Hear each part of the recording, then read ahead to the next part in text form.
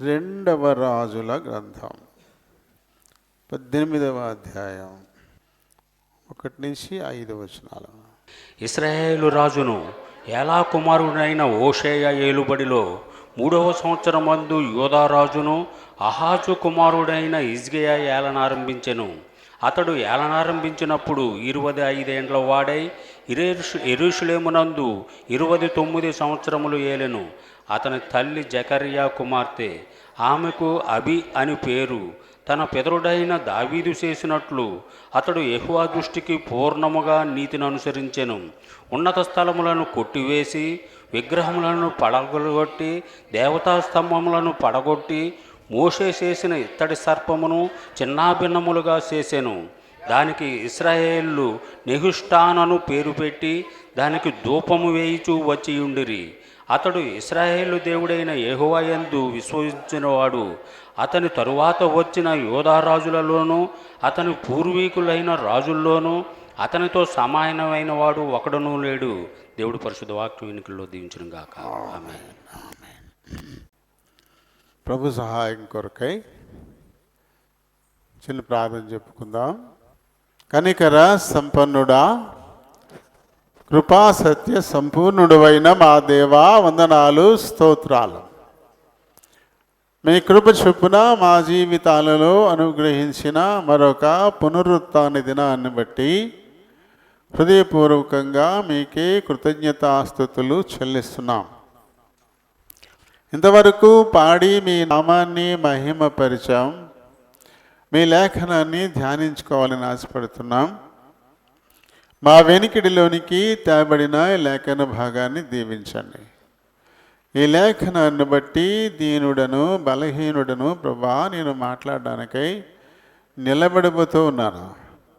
ఈ వచనాల్లో ఉన్నటువంటి ఆత్మీయ మర్మాలను మాకు బయలుపరచండి. నన్ను ఖాళీ చేసి మీ చిత్తానుసారమైన మాటలు నా నోట నింపి మీరే మాట్లాడుకుని మహిమ తెచ్చుకోండి. చేర్చబడిన మా ప్రియులందరినీ బట్టి వందనాలు, స్తోత్రాలు. ఇంకా మార్గం ముందున్న వారిని త్వరపెట్టి తోడుకోనండి. నిలిచిపోతున్న వారిని కూడా జ్ఞాపకం చేసుకోవడం అయినా వారిని క్షమించి వారికి మరొక తరుణాన్ని అనుగ్రహించమని కోరుచు బ్రతిమాలుకుంటూ ఉన్నాం.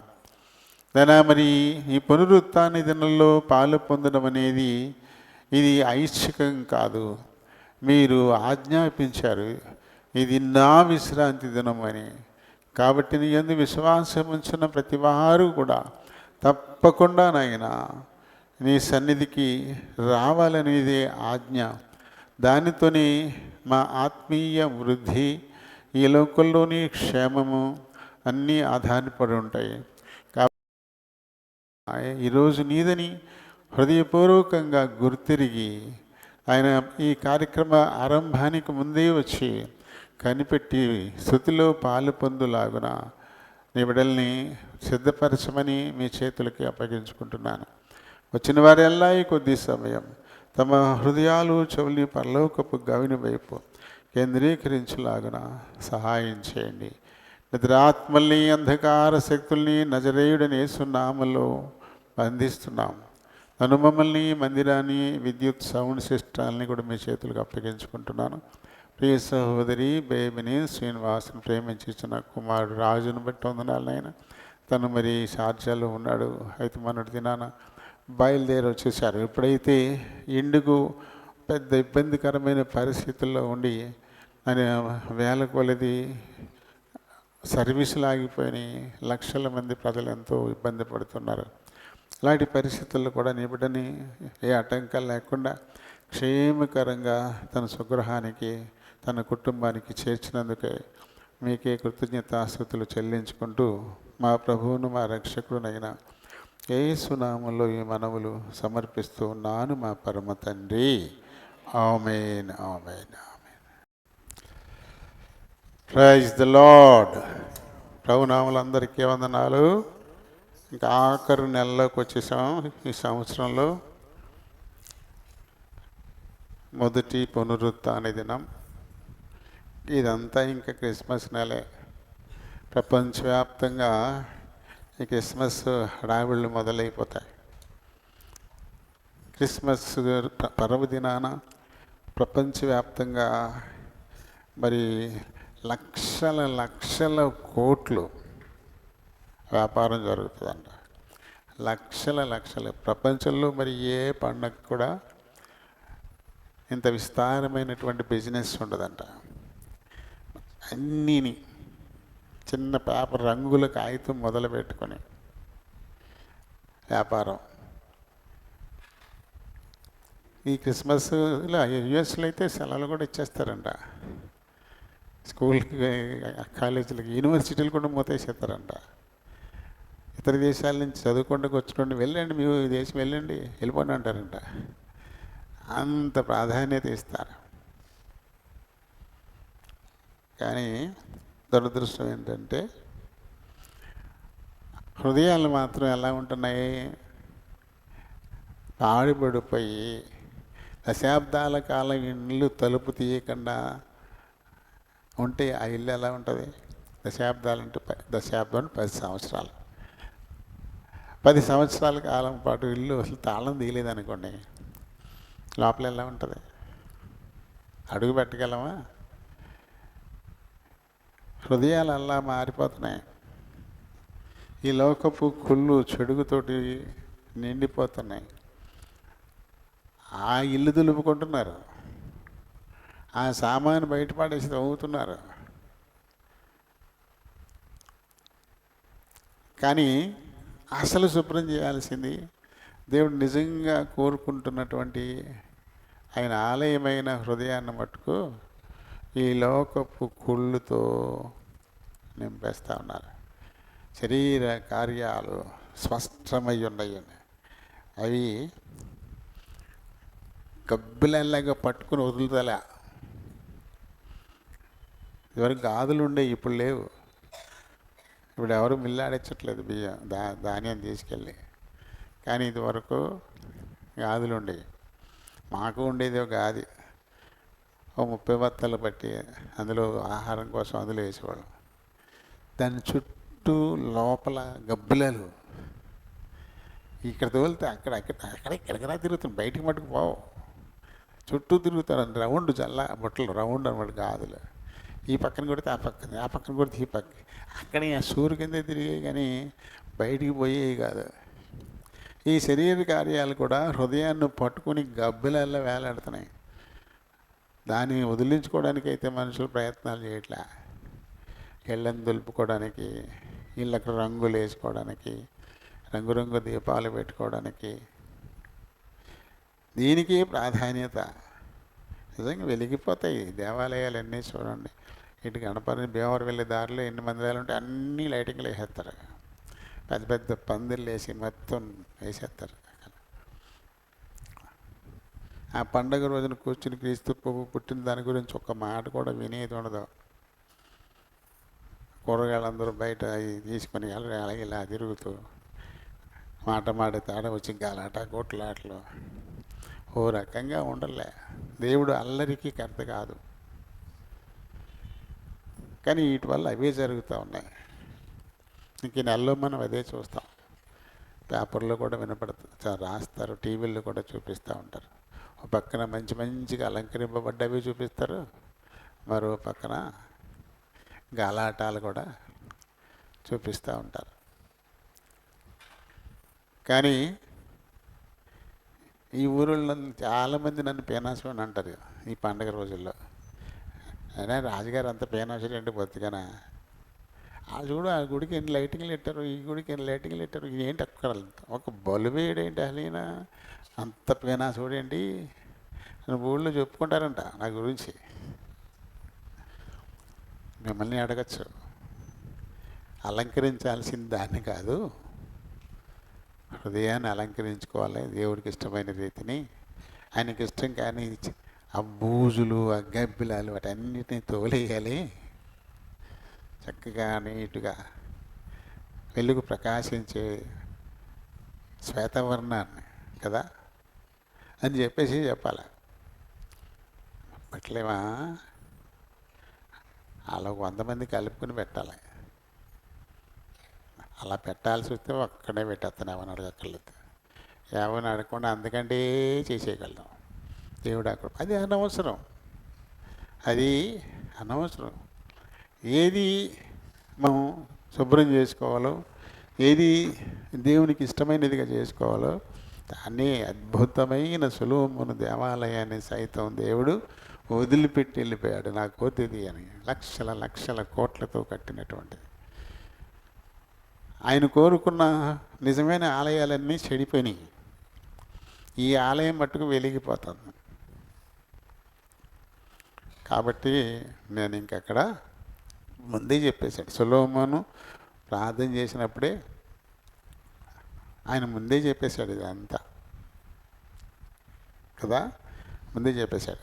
నేను ఉండను, నా ఆజ్ఞలను అనుసరించి మీరు నడుచుకున్న రోజున, అపవిత్రమైన వాటిని మీ ఆలయాలకు తెచ్చిన రోజున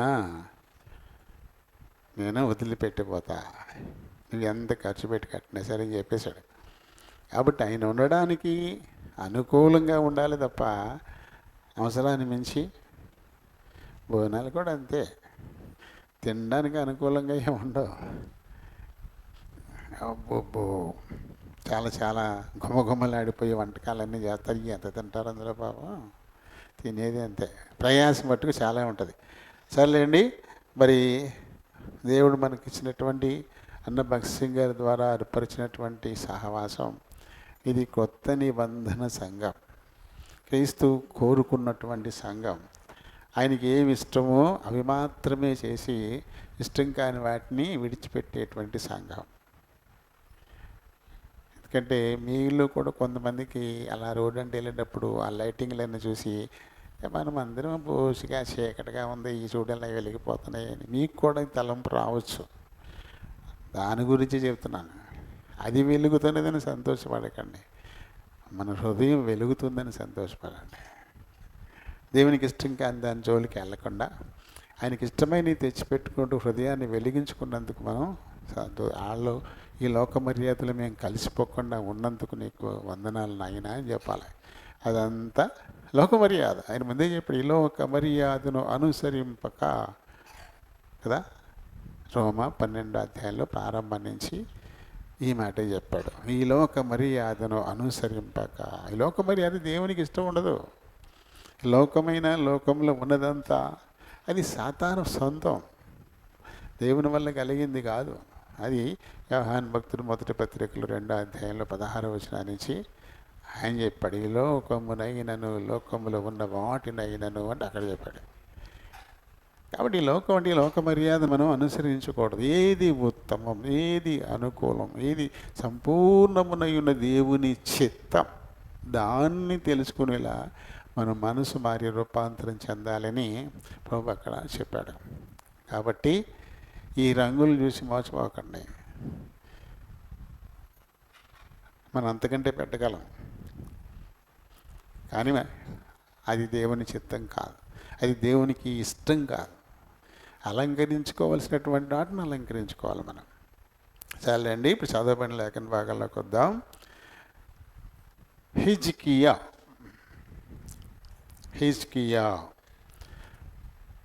దావీదు వంశంలో నుంచి గోత్రంలో నుంచి వచ్చినాడే, యూదా రాజు. ఈయన తండ్రి ఆహాజు. హిజ్కియా అనేటువంటి పేరుకు అర్థం యెహోవా నా బలం. యెహోవా నా బలం అనేటువంటి అర్థం వచ్చే పేరు ఈయనకి పెట్టారు. మీరు గమనిస్తారా, ఈయన తల్లి పేరు అంటుంటారా? ఎందుకంటే తండ్రి ఒక్కడే ఉంటాడు, తల్లులు వేరు వేరు ఉంటారు. ఎందుకంటే ఒక రాజుగారికి చాలామంది భార్యలు ఉంటారు.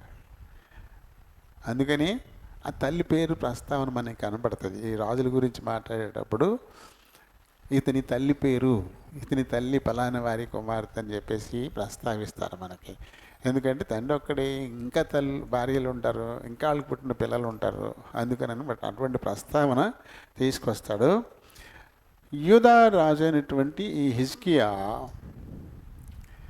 తెలియకుండానే మన మీద కూడా తన ప్రభావాన్ని చూపిస్తుంటాడు. ఆయనలాగానే కూడా మనము నడుచుకుంటూ ఉంటాం, ఆయనలాగానే నడుచుకుంటూ ఉంటాం.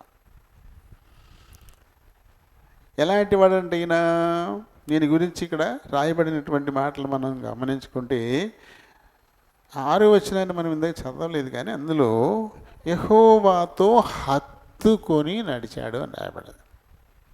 యెహోవాతో హత్తుకొని నడిచాడంట. చెయ్యట్టుకుని నడవడం కాదు, వెనకాల చెంగట్టుకుని వెళ్ళడం కాదు, ఎంతకంటే ఎక్కువ హత్తుకోవడం. బిడ్డని దగ్గర తీసుకుని ముద్దెట్టుకుంటే అది ప్రేమే. అందుకంటే ఎక్కువైన ప్రేమ ఎలా ఉంటుంది? హృదయానికి హత్తుకోవడం, దగ్గర మరీ మిక్కుటమైన ప్రేమ అనమాట. అది హత్తుకుని ఉండడం అనేది. ఈయన అలా దేవుని హత్తుకుని మరీ వెంబడించాడంట. ఆయన అడుగుజాడలు వెళ్ళడం కాదు, ఆయన చెప్పినట్టు నడుచుకోవడం కాదు, ఆయన చెంగట్టుకుని నడుచుకోవడం కాదు, ఆయన చేపట్టుకుని నడుచుకోవడం కాదు, ఆయన పూర్తిగా ఆయన్ని గట్టిగా హత్తుకొని నడిచాడంట ఆయన. కానీ ఈయన జీవితాల్లో ఇంత హత్తుకుని నడిచిన కొన్ని అపశృతులు వస్తుంటాయి. అలాగే మనం కూడా కొన్ని సందర్భాల్లో దేవుని గట్టిగా పట్టుకుని నడుస్తాం, హత్తుకుని నడుస్తాం. ఆ తదుపరి హత్తుకున్నది లూజ్ అయిపోతుంది, ఆ బిగి తగ్గిపోతుంది, ఎడం పెరుగుతుంది, ఇంకా ఎడం చెయ్యట్టుకుని నడిచే కాడ దాకా వస్తుంది. ఇక్కడి నుంచి ఎక్కడికి వెళ్ళిపోతాం? చెయ్యి పట్టుకుని నడిచే కాడికి వస్తాం. అది కూడా వదిలేసి అడుగులు చూసుకుంటూ వెళ్తాం అంతే. దీనివల్ల ఏమవుతుంది? దూరం అంతకంతకు పెరిగిపోతుంది, క్వాలిటీ తగ్గిపోతుంది. ప్రభువుని హత్తుకుని నడిచేటువంటి దానిలో క్వాలిటీ ఏమైపోద్ది? డ్రాప్ అయిపోతుంటుంది, తగ్గిపోతూ ఉంటుంది. ఈయన కూడా హత్తుకున్నప్పుడు ఎలా ఉంది, ఇంకా దూరం అయినప్పుడు ఎలా ఉంది? ఇవన్నీ మనకి హిజ్కియాని గురించి 2వ రాజుల్లో 18, 19, 20 అధ్యాయాలు 3 అధ్యాయాల్లో ఉంటుంది. 2వ రాజుల్లో 18, 19, 20 3 అధ్యాయాల్లోనూ మనకి కనబడుతుంది. అలాగే 2వ దినవృత్తాంతాల్లో కూడా 29, 30, 31, 32 ఈ 4 అధ్యాయాల్లో, అంటే కొంచెం ఇంకా వివరంగా ఇచ్చారు. అందులో 4 అధ్యాయాలు ఉంటాయి 2వ దినవృత్తాంతాల్లో. 29, 30, 31, 32 అధ్యాయంలో మనం హిజ్కియాని గురించి చూడవచ్చు. అలాగే యెషయా కూడా రాశాడు. అందుకే యెషయాతో సంబంధం ఉంది బాగా. హిజ్కియాకి యెషయాకి లింక్ ఉంది. యెషయా ప్రవక్తగా ఉన్న కాలంలోనే హిజ్కియా రాజ్యానికి వచ్చాడు. కాబట్టి యెషయా గ్రంథంలో 36, 37, 38, 39 4 అధ్యాయాల్లో, యెషయా గ్రంథంలో 4 అధ్యాయాల్లో హిజ్కియాని గురించి మనం చదవచ్చు. అయితే మనం ప్రస్తుతానికైతే రాజులను మట్టిగా చూద్దాం. రాజునికి చూస్తున్నాం కదా, రాజుల్లోంచి తర్వాత చదువుకోండి మీరు. మంచిగా ఇందులో ఉండేవి అందులో కూడా ఉంటాయి. ఇంకా కొన్ని ఇంకా కొంచెం వృత్తాంతాలు కాబట్టి ఇంకా కొంచెం ఎక్కువ చెప్తాడు. అరే భీమవరం నుంచి గణపవరం వచ్చేసాం. విషయం అది. భీమవరంలో చాలాసేపు బస్ కోసం చూశాను, రాలేదా, ఎవరికి ఆటో ఎక్కేమో తీరా ఎక్కేకాడ గుండ్లు దింపి ఏడు మళ్ళీ అక్కడి నుంచి మళ్ళీ ఇంకోటి ఎక్కాల్సి వచ్చింది. ఇలా ఇవన్నీ చెప్తాం. వృత్తాంతం అంటాం దీన్ని. వృత్తాంతం బాగా ఇది అరటిపండు ఒలిచిన ఒళ్ళి పెడతా అంటారు అండి. ఆ మాదిరిగా ఇంక చాలా విషయాలు ప్రస్తావిస్తారు, అందుకని పెరుగుతాయన్నమాట అధ్యాయాలు. విషయం అయితే ఇదే, ముఖ్యమైనటువంటి విషయం అదే. రాజుల గ్రంథంలోనే ఉన్నటువంటిది ముఖ్యమైనటువంటి విషయంగా ఉంటుంది. ఇది హత్తుకొని నడిచాడు కదా. 2వ రాజుల్లో 18వ అధ్యాయంలో 6వ వచనాన్ని మనం ఇప్పుడు చదివాం. 3 కూడా చదవండి. తన పితరుడైన దావీదు చేసినట్లు అతడు యెహోవా దృష్టికి పూర్ణముగా నీతిని అనుసరించెను. ఇది జరిగితే కానీ హత్తుకునేది ఉండదు. మన చుట్టూ హెబ్రీ 12వ అధ్యాయంలో చెప్పినట్టుగా చదవక్కర్లేదు నాన్న. ఇంత గొప్ప సాక్షి సమూహము మన చుట్టూ మేఘము వలె ఆవరించి ఉండగా అని చదువుతాం కదా. అందులో దావీదు ఓ సాక్షి మన చుట్టూ, ఈ హిజ్కియా మన చుట్టూ ఉన్న ఒక సాక్షి. ఈ సమూహాల్లో వీళ్ళందరూ ఉన్నారు. ఎందుకంటే ఇవన్నీ మన కోసం రాయించి పెట్టింది మనకి బోధ కలగడం కోసమే కదా. మనకి బోధ కలగడం కోసమే. ఎలా నడిస్తే మేలు కలుగుతుంది, ఎలా నడిస్తే ఇబ్బందుల్లో పడతాం, ఎలా నడుచుకుంటే మరింత కష్టాల్లోకి వెళ్ళిపోతాం, మళ్ళీ ఏ రీతిగా మనం దిద్దుకోలేని పాదాల దగ్గరికి వస్తే మళ్ళీ కరుణించబడతాం. ఈ విషయాలన్నీ మన కోసం ఇవన్నీ. లేకపోతే హిజ్కియా గురించి మనం తెలుసుకోవాల్సిన అవసరం ఏంటి? ఎప్పుడూ పరిపాలన చేశాడు ఆయన. ఎప్పుడు? క్రీస్తు పూర్వం. ఆయన ఎప్పుడు పరిపాలన చేశాడు? క్రీస్తు పూర్వం 719 నుంచి 690 ఈ మధ్యలో ఆయన పరిపాలన చేశాడు. మొత్తం మీద ఒక 29 సంవత్సరాల పాలన కాలం. 25 ఏళ్ళకే రాజ్యానికి వచ్చాడు. ఈ రాజుల్ని మీరు గమనించండి, ఏ ఒక్కడు 90 ఏళ్ళు బతికిన వాళ్ళు లేరు, 80 ఏళ్ళు బతికిన వాళ్ళు కూడా లేరు. ఇంకా ఈ లోపలే అందరూ చచ్చిపోతుంటారు. 25 ఏళ్ళకి సింహాసనం ఎక్కాడు, 29 ఈ సంవత్సరాల మట్టుకే వెళ్ళాడు. ఎన్ని ఏళ్ళు అవుతాయి ఆయన వయసప్పటికి? 54 ఏళ్ళకి వెళ్ళిపోయాడు.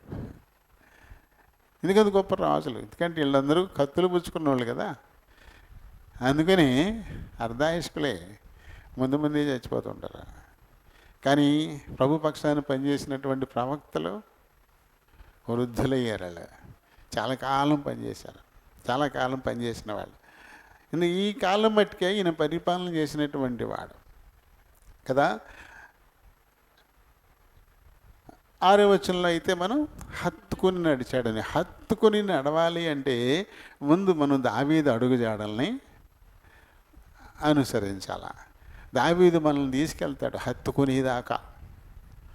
దావీదు కీర్తనలు, దావీదు జీవితంలో ఆయన నడిచిన విధానాన్ని మనం గమనించుకుంటే ఎక్కడి నుంచి ఎక్కడి దాకా వచ్చాడు? గొర్రెల దొడ్డిలో నుంచి దేవుని ప్రజ అయినటువంటి గొర్రెల్ని ఏళ్ళడానికి సువర్ణమయమైనటువంటి సింహాసనం మీదకి వచ్చాడు. ఎక్కడున్నాడు? చిన్న కొల్లాయి గుడ్డ కట్టుకొని, వడిసాలు పుచ్చుకొని, చేతిలో 10 తీగలు ఉండేటువంటి ఒక వాయిద్యాలు అడిగి పుచ్చుకొని, ఎక్కడో అడవుల్లో గొర్రెలు అక్కడ మేస్తుంటే ఓ చెట్టుకి జారిపడి కూర్చునేవాడు. అదే ఆయన సింహాసనం. ఆ చెట్టు కాడ కూర్చోవడానికి అనుకూలంగా ఉండి, కొంచెం ఎత్తుగా ఉండి దెబ్బ చూసుకుని దాని మీద కూర్చునేవాడు. ఆయన వస్త్రాలు ఏంటి, ఆయన ఆభరణాలు ఏంటి, ఆయన ఆయుధాలు ఏంటి? అక్కడ ఉన్నాడు.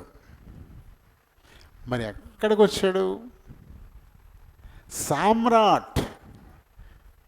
ఒట్టి రాజు కాదు, చక్రవర్తి. చక్రవర్తి అంటే చాలా చిన్న రాజులందరూ కూడా ఆయన కింద ఉంటారన్నమాట. ఆయన చెప్పినట్టు చేస్తారు, ఆయనకి కప్పం కడుతుంటారు, వాళ్ళని రాజులు అంటారు. ఇలాంటి వాళ్ళందరి మీద పైన ఉండేటువంటి వాడిని చక్రవర్తి అంటారు, సామ్రాట్ అంటారు అన్నమాట. ఈయన సామ్రాట్ అయిపోయాడు. ఇక్కడి నుంచి అక్కడి దాకా తీసుకెళ్ళాడు. ఎలా? అదే మనం ఇక్కడి నుంచి ప్రభువును హత్తుకునేదాకా వెళ్ళడానికి మనకు దారి చూపించేది దావీదు అడుగుజాడలే, దావీదు నడిచినటువంటి విధానమే. కాబట్టి హిజ్కియా కూడా తన పితరుడైన దావీదును అనుసరించాడని రాశాడు 3వ వచనం నుంచి కదా. ఏముంది అక్కడ? తన పితరుడైన దావీదు చేసినట్లు అతడు యెహోవా దృష్టికి. ఎవరి దృష్టికి? నీతిని అనుసరించాలి మనం. దేవుని దృష్టికి నీతిని అనుసరించాలి తప్ప, ఆయన దృష్టికి న్యాయమైనది చేయాలి తప్ప మన దృష్టికి అనుకూలం కాదు, మన దృష్టికి అనుకూలంగా కాదు. అది కదా మనం చదువుతాము ఇక్కడ నిర్గమకాండ 15:26లో ఆయన వాక్కు శ్రద్ధగా వినాలి, ఆయన దృష్టికి న్యాయంగా నడుచుకోవాలి, ఆయన దృష్టికి న్యాయంగా నడుచుకోవాలి. దావీదు దేవుని దృష్టికి న్యాయంగా నడుచుకున్నాడు. అందుకని దేవుడు ఆయనకు ఒక పేరు ఇచ్చేసాడు కదా, నా హృదయానుసారుడని. దావీదు ఎవరు అంటే నా హృదయానుసారుడు. నా హృదయం ఎలా ఆలోచిస్తుందో అలానే ఆలోచిస్తాడు. నేను ఎలా నడుచుకుంటానో అదే రీతిని దావీదు కూడా నడుచుకుంటాడు. దావీదుని ఇక మర్చిపోలేదు ప్రభు ఆఖరి వరకు కూడా. ఈ రాజులు వృత్తాంతాలు రాసినప్పుడు దావీదు వలె దేవునికి అనుకూలంగా నడిచారని, దావీదులా నడుచుకోకుండా యెరొబాము నడిచినట్టు నడుచుకున్నాడని ఇలా కంపారిజన్ ఎప్పుడు వస్తుంటుంది. దావీదు వలె నడిచారు అంటే వాళ్ళు ప్రభుని హత్తుకుని నడుస్తారు. ప్రభుని హత్తుకుని నడిచినటువంటి వారు విజయాలను చూస్తారు. దావీదు వలెనే. దావీదు గొప్ప విజేత కదా. లక్షల సైన్యాధ్యక్షుడైనటువంటి సౌలుకు దొరికాడా దావీదు? దావీదు కూడా ఉన్నవాళ్ళకు 600 మంది అంతే. దావీదు కూడా ఉన్నవాళ్ళకు 600 మందే. కేవలం దావీదుని వెంటాడడానికి 3000 మంది సైన్యాన్ని వేసుకుని సౌలు బయలుదేరేవాడు. కానీ దొరికాడా? ఎందుకు దొరకలేదు? దేవుని అడుగుజాడలో నడుస్తున్నాడు. ఇంకెవరు పట్టుకుంటారు ఆయన్ని? అదుల్లాము అనేటువంటి ఒక గుహలో సౌలు 3000 మంది సైన్యం కూడా ఉన్నారు. మనకు గుహ అనేటప్పటికి మన దృష్టికి ఏదో చిన్నది ఇంత కనపడుతుంది. చాలా పెద్ద పర్వతాలు ఉంటాయి, చాలా పెద్ద పర్వతాలు. వాటి కింద చాలా ఉంటుంది ఖాళీ. ఆ ఊరు ఉన్నట్టు ఉంటుంది కింద ఏకంగా. మన ఏంటంటే గుహ అనేటప్పటికల్లా ఇంతే మన దృష్టిలో ఉంటుంది. 3000 మంది సైన్యము, సౌలు అదే గుహలో ఉన్నారు. దావీదు అతని చుట్టూ ఉండే 600 మంది సైన్యం కూడా అదే గుహలో ఉన్నారు, అదుల్లాము గుహ. కానీ అక్కడ కూడా సౌలు దావీదుని పట్టుకెళ్ళకపోయాడు. ఎందుకలా? ఎందుకంటే దేవుని హృదయానుసారుడు. దేవుడు ఎలా ఆలోచన చేస్తాడో అలాగే ఆలోచన చేస్తాడు. దేవుని చిత్తాన్ని నెరవేర్చడానికి ఆయన ఎప్పటికీ పనిచేస్తుంటాడు. అందుకని దావీదునే పెట్టారు ఒక మోడల్గా, రోల్ మోడల్గా దావీదునే పెట్టాడు. పాత నిబంధన కాలం అంతా దావీదే రోల్ మోడల్. కొత్త నిబంధన కాలానికి ఎవరు రోల్ మోడల్? యేసే మన రోల్ మోడల్. ఇప్పుడు మనం యేసు హృదయ అనుసారులంగా నడవాలి. ఆయన అడుగు జాడల్లో ఇప్పుడు నడవాల్సి ఉంటుంది. పాత నిబంధన కాలానికి వచ్చేసరికల్లా మరి హిజ్కియా తన పితరుడైనటువంటి దావీదు చేసినట్లు యెహోవా దృష్టికి పూర్ణముగా నీతిని అనుసరించను అంటాడు. పూర్ణంగా నీతిని ఆయన అనుసరించాడు. అప్పుడు దేవునికి ఏది ఇష్టం ఉండదు, వాటన్నిటినీ కొట్టేస్తారు. దేవుని దృష్టికి మన అనుకూలంగా నడిచిన రోజున ఆయనకి ఏవి ఇష్టం ఉండదో వాటినేటిని మనం ఉంచుకోవడానికి ఇష్టపడం. దేవునికి ఇష్టం కానీ కూడా మనతో ఉండి మనం ఆయనతో నడుస్తున్నాం అనుకుంటే అది పూర్ణమవుతుందా? పూర్ణంగా నీతిని అనుసరించి నడిచినట్టు అవుతుందా? ఇక్కడే ఈ లోకం మనల్ని మోసం చేస్తూ ఉంటుంది. చర్చికి వెళ్తున్నావు కదా, ఆదివారం వెళ్తా, మంగళవారం వెళ్తా, శుక్రవారం వెళ్తా, శనివారం వెళ్తా, రోజు వెళ్తున్నావు కదా, అందరూ వెళ్తున్నారు కదా, ఇంకొకళ్ళు చూపిస్తారు. చూపించి లోకాన్ని చూపించి అలా నడమని చెప్తారు. నీతో పాటే వచ్చేవాళ్ళు వాళ్ళు చేయట్లేదా? నీకంటే ముందు నుంచి వెళ్తున్నారు వాళ్ళు చేయట్లేదా? ఇది లోకం మన మీద తీసుకొచ్చేటువంటి ఒత్తిడి. అయితే ఎప్పుడైతే ప్రభు యొక్క అడుగుజాడల్లో నడుస్తామో ఈ లోక ప్రభావం ఇంకా మన మీద ఉండదు. మరి దావీదు కాలంలో లోకం లేదా? మరి లోకాన్ని ఏమాత్రమైనా అనుసరించాడా? కేవలం ప్రభు మార్గాన్ని ఆయన అనుసరించి నడిచాడు. ఆయన అనుసరించి నడిస్తే అప్పుడు కాదు ఇప్పుడు ఎప్పటికైనా సరే వాళ్ళు ఖచ్చితంగా మేలు పొందుతారు. సామెతల్లో మనం చదువుతాం కదా, ఒకరి దృష్టికి తన నడతలన్నీ సరైనవిగానే అనిపిస్తాయి, ఒకరి దృష్టికి తన ఆలోచనలన్నీ సరైనవిగానే తనకి అనిపిస్తూ ఉంటాయి. కానీ చక్కటి ప్రతిఫలం ఇవ్వడం అనేది మట్టుకు అది దేవుడిదే అన్నాడు. మనం ఎన్ని చేసినా దేవుడిదే ఫైనల్ అయినప్పుడు ముందే దేవుడికి ఇష్టమైన చేతి వదిలిపోయాగా. మనం ఏం చేసినా చాలా మట్టుకు తేలిపోతున్నాయి. ఇది దేవునికి ఇష్టం కాదు, దేవునికి నచ్చదు, ఇలా చేయకూడదు అని తెలిసేటప్పుడు కూడా అలాంటివి చేయడం వృధా ప్రయాసే కదా. ముందే దేవునికి ఇష్టమైన రీతిని నడుచుకోవడానికి మనం సిద్ధపడిపోతే ఇంకా ఆ తర్వాత వేరే ఆలోచన ఇంకా ఉండదు కదా. కాబట్టి ఎన్ని కష్టాలు వచ్చినా, ఎన్ని ఇబ్బందులు వచ్చినా దేవునికి అనుకూలుగా నడుచుకోవడం మటుకే దావీదు యొక్క హృదయ ఆలోచన. దేవునికి కావాల్సింది కూడా అది. ఆయన బాల్యం గురించి మనం చెప్పుకున్నాం కదా. నిజంగా ఎంత దారుణంగా అవమానించబడ్డాడు, ఎంత దారుణంగా ద్వేషింపబడ్డాడు. తన ఇంట్లోనే పరాయుడి కంటే హీనంగా ఉన్నాడు. తన ఇంట్లోనే తన రక్తమే తను విపరీతంగా ద్వేషించింది, తన చావు కోరుకున్నాడు. ఎంత అవమానం అది. చిన్న మాట పడతాం మనం, చిన్న మాట పడతామా? ఎంతో ప్రయాసపడి కష్టపడి అమ్మ మీద కొంచెం చిరాగ్గా మాట్లాడితేనే మనకు అలకొచ్చి చెప్తుంది. పడం, బయటికి వెళ్ళి కూర్చుంటాం. నిన్ను కన్నది, నిన్ను పెంచింది, నిన్ను పెద్ద చేసింది, తన రక్తమాంసాలు నీకు పంచిచ్చేసింది, నీకోసం ఎండిపోతుంది. ఆ పనులు ఒత్తుల్లో ఏదో కొంచెం చిరాగ్గా మాట్లాడిందంటే చాలు, మూతి ముడుచుకుని వెళ్ళిపోయి బయటకు కూర్చుంటాం మనం. అమ్మ తెలీదా మనకి? అమ్మ ప్రేమ ఏంటో తెలీదా మనకి?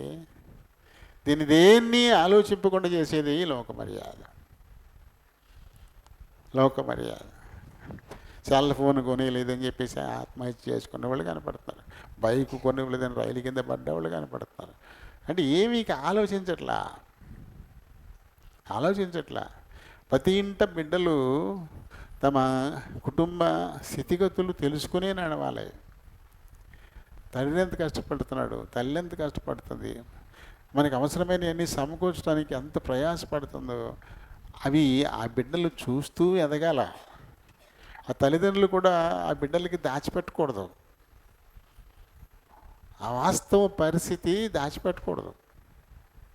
దాచిపెట్టకపోవడాన్ని బట్టి ఏమన్నారు, రే మీ నాన్న అప్పు చేసి చచ్చిపోయాడు, మరి అప్పు తీరుస్తావా అంటే, నాకేంటి సంబంధం, నా కోసం చేశాడేంటి ఆయన అడుక్కోండి ఇల్లు అంటున్నారు. ఎందుకు? ఆ బిడ్డకి తెలియకుండా అప్పు చేస్తున్నారు ఇల్లు, ఆడికి ఫీజులు కడతాడు. చెప్పాలిగా, అరే బాబు మన స్థితి ఇది, ఇప్పుడు నిన్ను ఇంజనీరింగ్కి పంపించాలంటే మీరు 1,50,000 కట్టమంటున్నారు, మరి మన ఇంట్లో అయితే ప్రస్తుతానికి అంత స్థితి లేదు, మరి కాబట్టి మరి వడ్డీకి అప్పు తెస్తాను మరి అని అడిగి చెప్పాలా? చెప్పట్లేదు. చెప్పబడడం తప్ప ఎవరిదే? ఎందుకులే ఆడికి కష్టాలు, మన కష్టాలు ఏం మనం పడదాం, ఆడికి ఎందుకులే ఈ తెప్పాలనుకుంటుంటే ఆడేమంటున్నాడు, నాకు చెప్ప చేశాడా, నా కోసం చేశాడా, ఆడే తీసుకుంటాడు ఆడు, ఇలా మాట్లాడుతున్నారు కదా. చాలామంది ఇలా మాట్లాడుతున్నారు వీళ్ళు. కారణం ఏంటంటే విషయం తెలియపరచకపోవడం. కాబట్టి చెప్పాల్సిందే. తల్లిదండ్రులు ఆ కుటుంబ ఆర్థిక పరిస్థితి ఏమిటో, ఎలా రోజులు గడుస్తున్నాయో, ఏదైనా కొనాలంటే ఎంత ఇబ్బంది పడుతున్నారో, ఇవి మొత్తం పిల్లలకి తెలియాలి. దాచకూడదు తల్లిదండ్రులు. ఎందుకంటే ఇంకా నీకు సగం వయసు అయిపోయింది, నీది ఎక్కువ కాలం బతకాల్సిన వాళ్ళు వాళ్ళే కదా. వాళ్ళకి వాస్తవాలు తెలియకపోతే ఎలా ముందుకెళ్తారు? కాబట్టి దాచకూడదు. ఇక్కడ యెషయా దాచిన దాన్ని బట్టే దావీదుకు కష్టాలు వచ్చాయి. యెషయా గారు ఏం చేశాడు? యెషయి ఎందుకలా ఆయనకు వచ్చిన కష్టం ఏంటంటే, సన్హెడ్రిన్ సభలో సభ్యుడైన ఒక అన్ని జాతి స్త్రీని వివాహం చేసుకున్నాడు. నజోవెతు యూదురాలు కాదు, బయట ఆవిడని తెచ్చుకొని చేసుకున్నాడు. బైబిల్లో మనకు దొరకదు అది. అయితే యెషయా అంటే గిట్టనోళ్ళు ఆ సన్హెడ్రిన్ సభ్యుడిగా ఉండకుండా చేయడం కోసం ధర్మశాస్త్రం చెప్తుంది అన్యుల్ని వివాహం చేసుకోకూడదని, నువ్వు అన్యురాలని వివాహం చేసుకున్నావు కాబట్టి నువ్వు సభ్యుడిగా కొనసాగడానికి కుదరదు అని అజిటేషన్. అది నువ్వు 15 మంది సభ్యులు ఉంటారు, సుప్రీంకోర్టు జడ్జిలు లాంటి వాళ్ళు అనమాట, సంయోజన సభ అంటే వాళ్ళే తీర్పులు తీరుస్తారు. అప్పుడు ఏం చేశాడు, పదవిని వదిలేసుకోవాలా. ఈ పదవి మీద మక్కువతో ఇదిగో వదిలేస్తాను, నా భార్యని నిజవేతను వదిలేస్తానని వదిలేసి ఇంకొక ఆమెను చేసుకున్నాడు. ఆమె పేరు ప్రస్తావన ఇందులో రాలేదు. కానీ ఏం చేశాడు, తన్ని అవుట్ హౌస్లో పెట్టాడు. అవుట్ హౌస్లో పెట్టాడు, తన్ని వదిలేయలే. చాటు మాటున తనతో కాపురం చేశాడు మళ్ళీ. అప్పుడు పుట్టాడు దావీదు.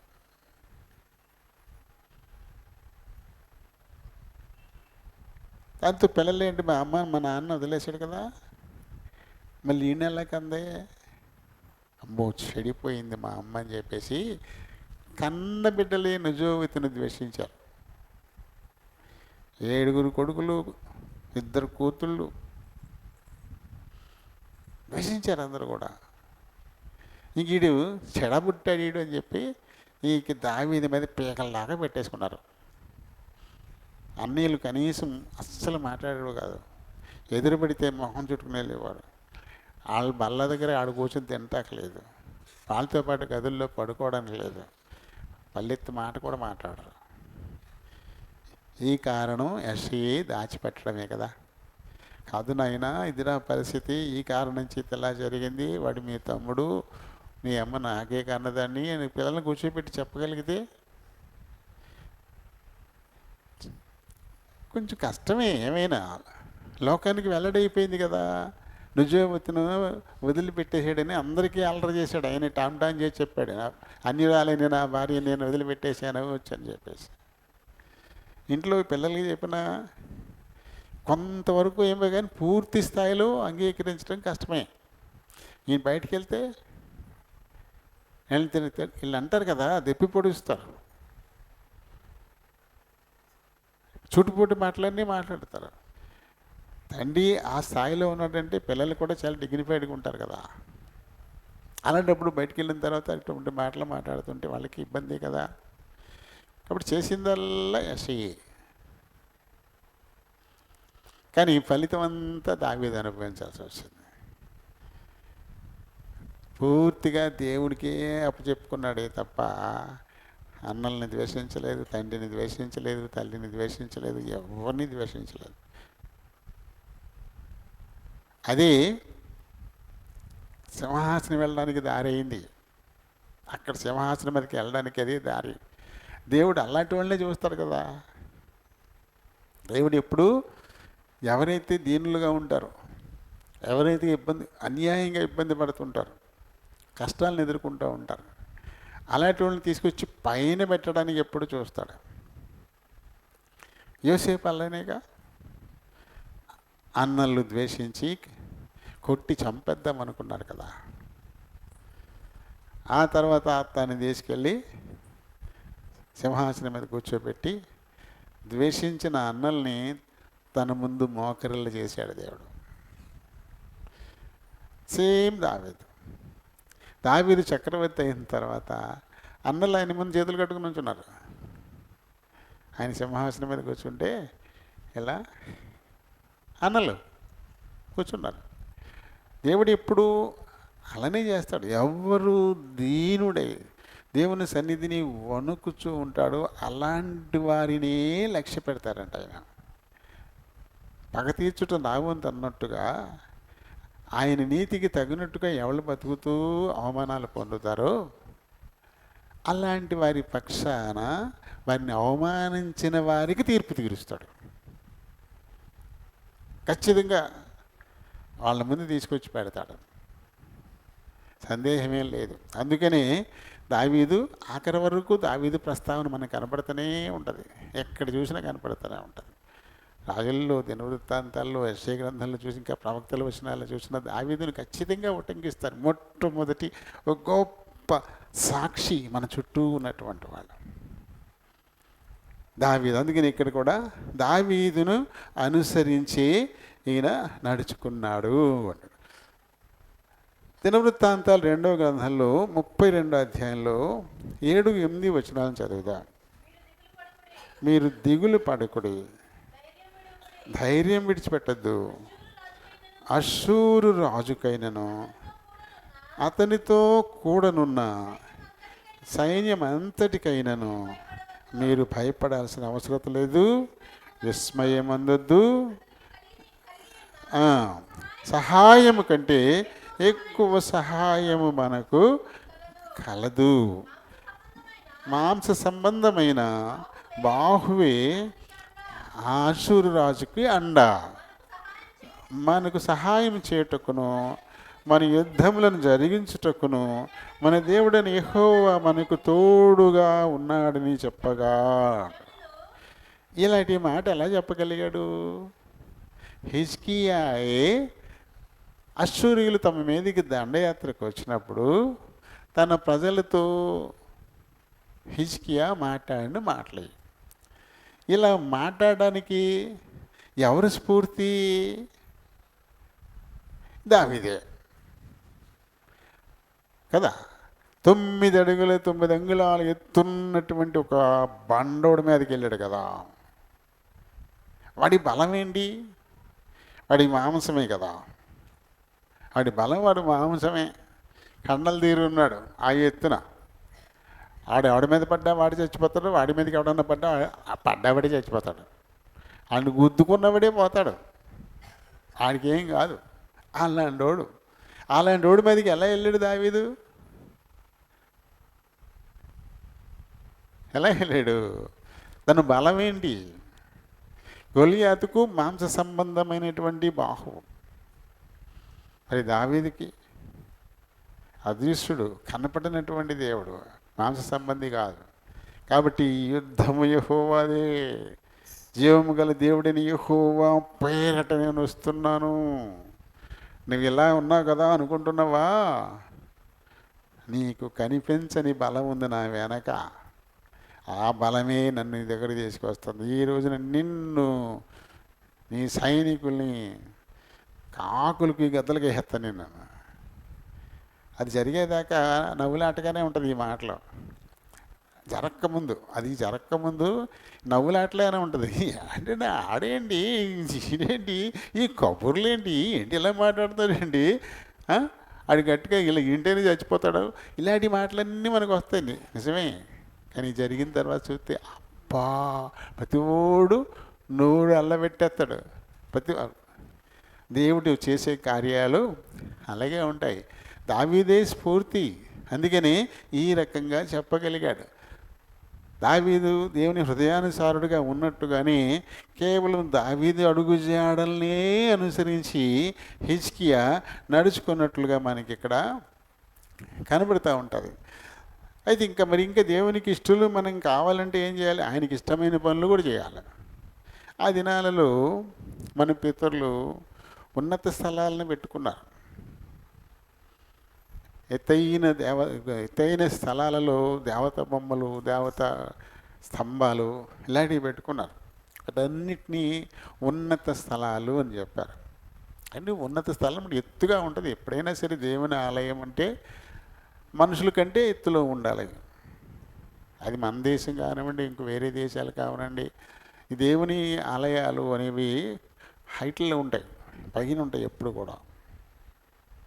అలాగే వీళ్ళు కూడా చాలా ఎత్తైన ప్రదేశాల్లో పెట్టేవారు అన్నమాట. అక్కడికి వెళ్ళి బలిగల్పనలు అర్పించడం, అక్కడికి వెళ్ళి ఆ పిల్లల్ని అగ్నిలోంచి దాటించడం, ఇలాంటి పనికిమాలిన పనులన్నీ చేసేవారు. దేవునికి అది ఇష్టం ఉండదు కదా. అందుకని ఈయన వచ్చి ఏం చేశాడు? వాటన్నిటినీ తీసే కార్యక్రమం చేశాడు. ఆ ఉన్నత స్థలాలన్నిటినీ కొట్టేసే పని మొదలెట్టాడు. అది కదా దేవునికి ఇష్టమైంది. దావీదు దేవునికి ఇష్టమైనవే చేశాడు. అదే రీతి నేను కూడా దేవునికి ఇష్టమైందైనా చేసినట్టు మనకి ఇక్కడ కనబడతాడు. అయితే ఇక్కడ నెహుష్టాను అను పేరుతో ఒక పాము బొమ్మ కూడా ఉంది అక్కడ. పాము బొమ్మ. ఈ సందర్భం ఏంటంటే మన దీని సంఖ్యాకాండంలో 21వ అధ్యాయం చూస్తే, సంఖ్యాకాండము 21వ అధ్యాయంలో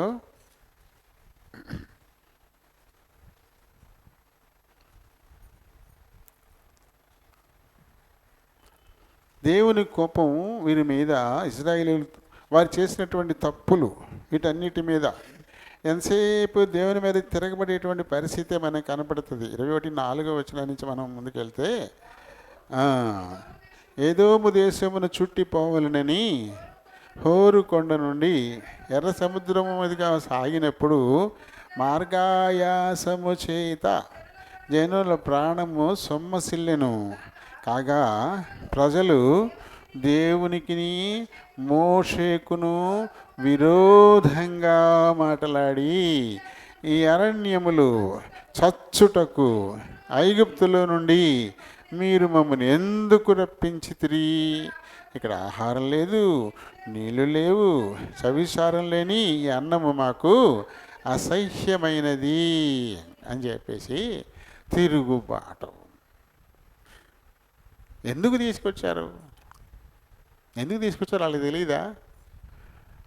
వాళ్ళు ఏడిస్తేనే కదా, వాళ్ళు మూలుగులు, వారి నిట్టూర్పులు వినే కదా దేవుడు విమోచకుడిని పంపించి వారిని వెలుపల్లికి తీసుకొస్తే, వారి తరపున ఐగుప్తులో 10 అద్భుతాలను జరిగించి, వారి కోసం సముద్రాన్ని పాయలు చేసి 6 నెలలు నడిపించి, దాహం అంటే బండను చీల్చి దాహార్తి తీర్చి, ఆకలంటే వాళ్ళేం పంటలు ఏమీ పండించుకొని తినలేదు కదా, కష్టం చేసి డబ్బులు సంపాదించుకుని కొనుగు తెచ్చుకునేమి తినలేదు కదా. కేవలం ఆకాశం నుంచి ఆకాశధాన్యం మన్నాను కురిపించి వాటిని పోషించి, మాకు మాంసం కావాలంటే పూరేళ్ళనిచ్చి కౌజు పిట్టలనిచ్చి వాళ్ళని పోషించుకుంటూ వస్తే మార్గాయాసం ఎందుకు వచ్చింది వీళ్ళకి? వాళ్ళు తెచ్చిపెట్టుకున్నదే కదా. వేగు చూసిరమ్మన్న వాళ్ళు వేగు చూడడానికి వెళ్ళి 12 మందిని పంపితే 10 మంది దేవునికి వ్యతిరేకంగా శనిగి గొనిగి అరిచి గగ్గోలు చేసి నానా రభస చేసేసారు. దాంతో దేవుడు కోపగించుకొని, మీ కోరిక నేనెందుకు కాదంటారంబాయి, మమ్మల్ని చంపుతారు, మా భార్యల్ని పిల్లల్ని కొల్లబట్టుకుపోతారు ఈ కానానికి అన్నారు కదా మీరు, కాబట్టి మీరు చచ్చేదాకా నేను కానాన్ని అడుగు పెట్టనివ్వను, మీరు అన్నట్టుగానే మీ భార్యల్ని పిల్లల్ని మట్టికి నేను కానాన్ని తీసుకెళ్తాను, మీరు ఎక్కడ చచ్చిపోవాలని చెప్పేసి దారి మళ్ళీ మార్చేశాడు. కానాన్లోకి వెళ్ళడానికి బదులు మళ్ళీ తిరిగి ఎర్ర సముద్రం అక్కడి నుంచి ప్రయాణం చేయాల్సినటువంటి కరం ఎందుకు వచ్చిందంటే వాళ్ళకి, వాళ్ళు చేసుకున్నదే. అయినా వాళ్ళకి బుదిలే, మళ్ళీ ఇక్కడ భయంకరంగా తిరగబడిపోయారు. చేసినవన్నీ మర్చిపోతున్నారు అంతే. ఆ వచ్చిన ఆ చిన్న కష్టం ఒకటి గుర్తుంటుంది, అంతకుముందు దాన్ని పూర్తిగా మర్చిపోతున్నారు. బ్రతుకంటే ఎప్పుడు లాభాలేనా? బ్రతుకంటే ఎప్పుడు నవ్వుతాలేనా? బ్రతుకంటే ఎప్పుడు సంతోషమేనా? బ్రతుకంటే ఎప్పుడు తీపేనా? బ్రతుకంటే ఎప్పుడు ఇంతే ఉంటామా? ఎదగవా? మారవా? ఆటోమేటిక్గా నీ శరీరాల్లో మార్పులు వస్తుంటాయి ఎదిగే కొద్దీ, అలా పరిస్థితుల్లోనూ మార్పులు వస్తూ ఉంటాయి. వాటిని బట్టి ఒక్కొక్కసారి నష్టం రావచ్చు, ఒక్కోసారి లాభం రావచ్చు, ఒక్కోసారి సంతోషం రావచ్చు, ఒక్కోసారి దుఃఖం రావచ్చు, ఒక్కోసారి రోగాల బారిన పడవచ్చు, ఒక్కోసారి బండరాయిలాగా గుండ్రాయిలాగా ఉండొచ్చు. ఇవన్నీ ఉంటేనే కదా జీవితం. ఇవి లేకపోతే బాగుంటుందా? లైఫ్ బోరు కొట్టేస్తుందట. అందుకే మనకి ఎప్పుడు ఎండగాస్తుంది అనుకో, బోరు కొట్టేద్ది మనకి. అమ్మాయి వాన అని కోరుకుంటాం. ఆ మొట్టమొదటి తొలకరి చినికులు వాన లేచి వచ్చిందిరా బాబా అంట. ఓ 6 రోజులు ముసిరిడితే మా 5-6 ముసిరి చచ్చిపోతున్నాం, వాడికి తీసి బయట ఎట్లా పోతున్నాం. మళ్ళీ అది వేడొచ్చైతే ఒక గొడవ, చల్లగా ఉంటే ఒక గొడవ. ఇప్పుడు చలి వణుకు చచ్చిపోతున్నాం బాబోయ్. ఎప్పుడు చల్లగానే ఉంటే ఇంకేముంది లైఫ్, ఏం ఉంటుంది. ఎప్పుడు ఎండగానే ఉంటే, ఎప్పుడు వర్షం పడతానే ఉంటే మనం ఎంత అదృష్టవంతులు తెలుసా మీకు? చాలా మామూలు అదృష్టవంతులు కాదు. 3 కాలాలు ఉన్నాయి మనకి, చక్కగా మూడింటిని మనం ఎంజాయ్ చేస్తున్నాం. కొన్ని ప్రాంతాల్లో ఒకే ఒక కాలం ఉంటుంది, ఎప్పుడు చలి, సూర్యుడు కనపడడం అరుదు, ఎప్పుడు స్వెట్టర్లు వేసేసుకుని ముక్కులు వేసేసుకుని గ్లౌస్ వేసుకుని తిరగాల్సిందే. హాయిగా సూర్యుడికి ఎదురుగుండా కూర్చుందామని రోజే ఉండదు వాళ్ళకి. మనం ఎంత అదృష్టవంతులు మరి. ఇంకా భూమధ్య రేఖ ప్రాంతాల్లో అయితే రోజు వర్షమే, రోజు ఎండ. ఇంక వేరే కాలాలు లేవు అక్కడ. అక్కడ వేరే కాలాలు లేవు. రెయిన్ ఫాలోస్ ది సన్ అంటారు అక్కడ. వర్షం ఎప్పుడు సూర్యుడిని వెంటాడుతూ ఉంటుందంట. ఎండ సర్రమని పోతుంది. అబ్బో ఇంత ఎండ మాడిపోతున్నామని డబ్బు అని కూర్చేద్దంట.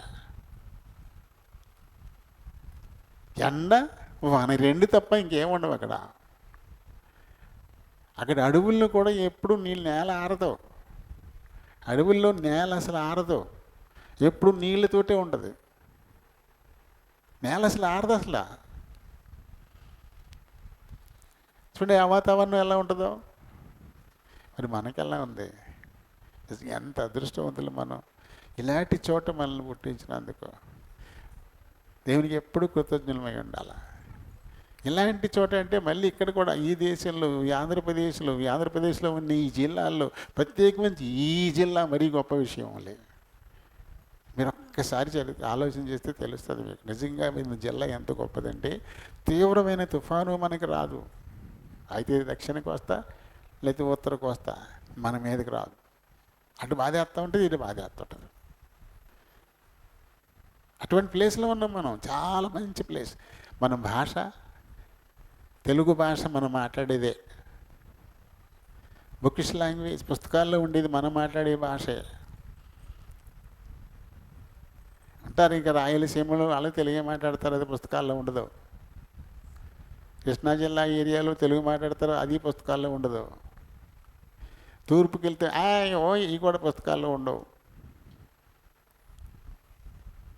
ఇంకా చివరికి వెళ్ళిపోయి అరే నానే చేతుర్రా బాబు వైట్ ఇలా అయిపోయింది ఏంటి అంటారు వాళ్ళు. ఆ భాష మన పుస్తకాల్లో ఉండదు, మనదే ఉంటుంది. ఇప్పుడు చూడండి ఇటువంటిది మనం ఎంత అదృష్టవంతులు మనం. దేవుడు ఎటువంటి చోట మనల్ని పుట్టించాడు. చాలా అద్భుతం అనమాట. దీనిని బట్టి ప్రతిరోజు దేవుని మనం స్తుతించాలి. దీనిని బట్టి ప్రతిరోజు మనం దేవుని స్తుతించాలి. ఇంత చక్కటి కదా. వాళ్ళు ఏం చేశారు? ఎంత చేసినా మేలు, ఎంతసేపు తిరుగుబాటే. మనకులాగానే మనం కూడా తిరుగుబాటు చేస్తూనే ఉంటాం కదా. ఇంత చక్కటి ప్లేస్లో పుట్టించి మనకి అన్నీ చక్కగా అందిస్తూ ఉంటాయి. దేవుడు ఇప్పుడు కూడా మనకి విసుగులు, మూతి విరుపులు, రకరకాల పరిస్థితులు. కానీ దేవుడు కోపం వచ్చేసింది.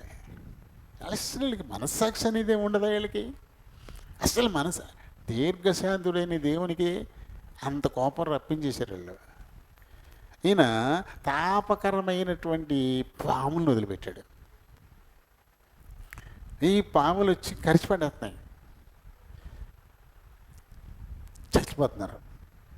అప్పుడు మళ్ళీ మోషే దేవుడిని గొడవ పెడతారు దేవుడి దగ్గర. బాబోయ్ ఏంటి పరిస్థితి, ఇలా అయితే ఎలాగా అని చెప్పేసి మళ్ళీ గొడవ పెడితే అప్పుడు ఏమంటాడంటే, ఒక ఇత్తడి సర్పం ఒక బొమ్మ చేయించి దాన్ని ఒక స్తంభం మీద పెట్టు. ఈ పాము కాటు పడ్డవాడు ఎవడైనా సరే విశ్వాసంతో వచ్చి దాని వైపు చూస్తే బతుకుతాడు అని చెప్పాడు. పాములు కరుస్తున్నాయి కదా, పాము కాటు మందు దాన్ని చూడటమే అన్నట్టుగా. అది అందులో విశ్వాసంతో చూడాలి. అందులో ఎవడెళ్తాడు ఎప్పుడు దాన్ని చూస్తాకి, ఎవడెళ్తాడంటే చేస్తాడు అంతే. లేదు నేను బతకాలి, ఏమైనా సరే నేను వెళ్ళి దాన్ని చూడాలని ప్రయాసపడి ఎవడెళ్తాడో వాడు దాన్ని చూసి బతుకుతాడు. అంటే చావడం బ్రతకడం వాళ్ళ చేతిలోనే పెట్టేశాడు.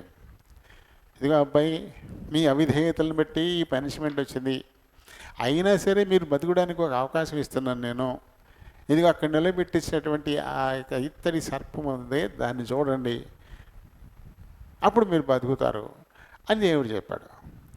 కానీ బద్దకత్తులు ఉన్నారు కదా, నేను సావనన్న చేస్తాను కానీ దాని దాకా ఆవిడ వెళ్తారు, ఇప్పుడు దాన్ని చూస్తా కానీ ఆడు చచ్చిపోయేవాడే. అదే పరిస్థితి. అలా అప్పటికప్పుడు అలాంటిది ఒక ఏర్పాటు దేవుడు చేశాడు. చేస్తే దాన్ని దేవతం చేసేసారు. అక్కడ తాత్కాలికంగా చేయబడిన ఒక ఏర్పాటు అది. ఎప్పుడైనా మీరు తప్పు తెలుసుకొని నేను పెట్టించినటువంటి దాని వైపు మీరు ఆశతో చూస్తే బతుకుతారు అబ్బాయి, లేకపోతే చేస్తారు అని దేవుడు అక్కడ ఒక కండిషన్ ఇచ్చాడు. అప్పటి వరకే అది, ఇంకా తర్వాత దాని పని లేదు. కానీ దాన్ని కొనసాగించారు. దానికి ఒక పేరు కూడా పెట్టేశారు. నెహుష్టాను అని పేరు పెట్టేసి దానికి కూడా బలి అర్పణలు చేసేస్తున్నారు.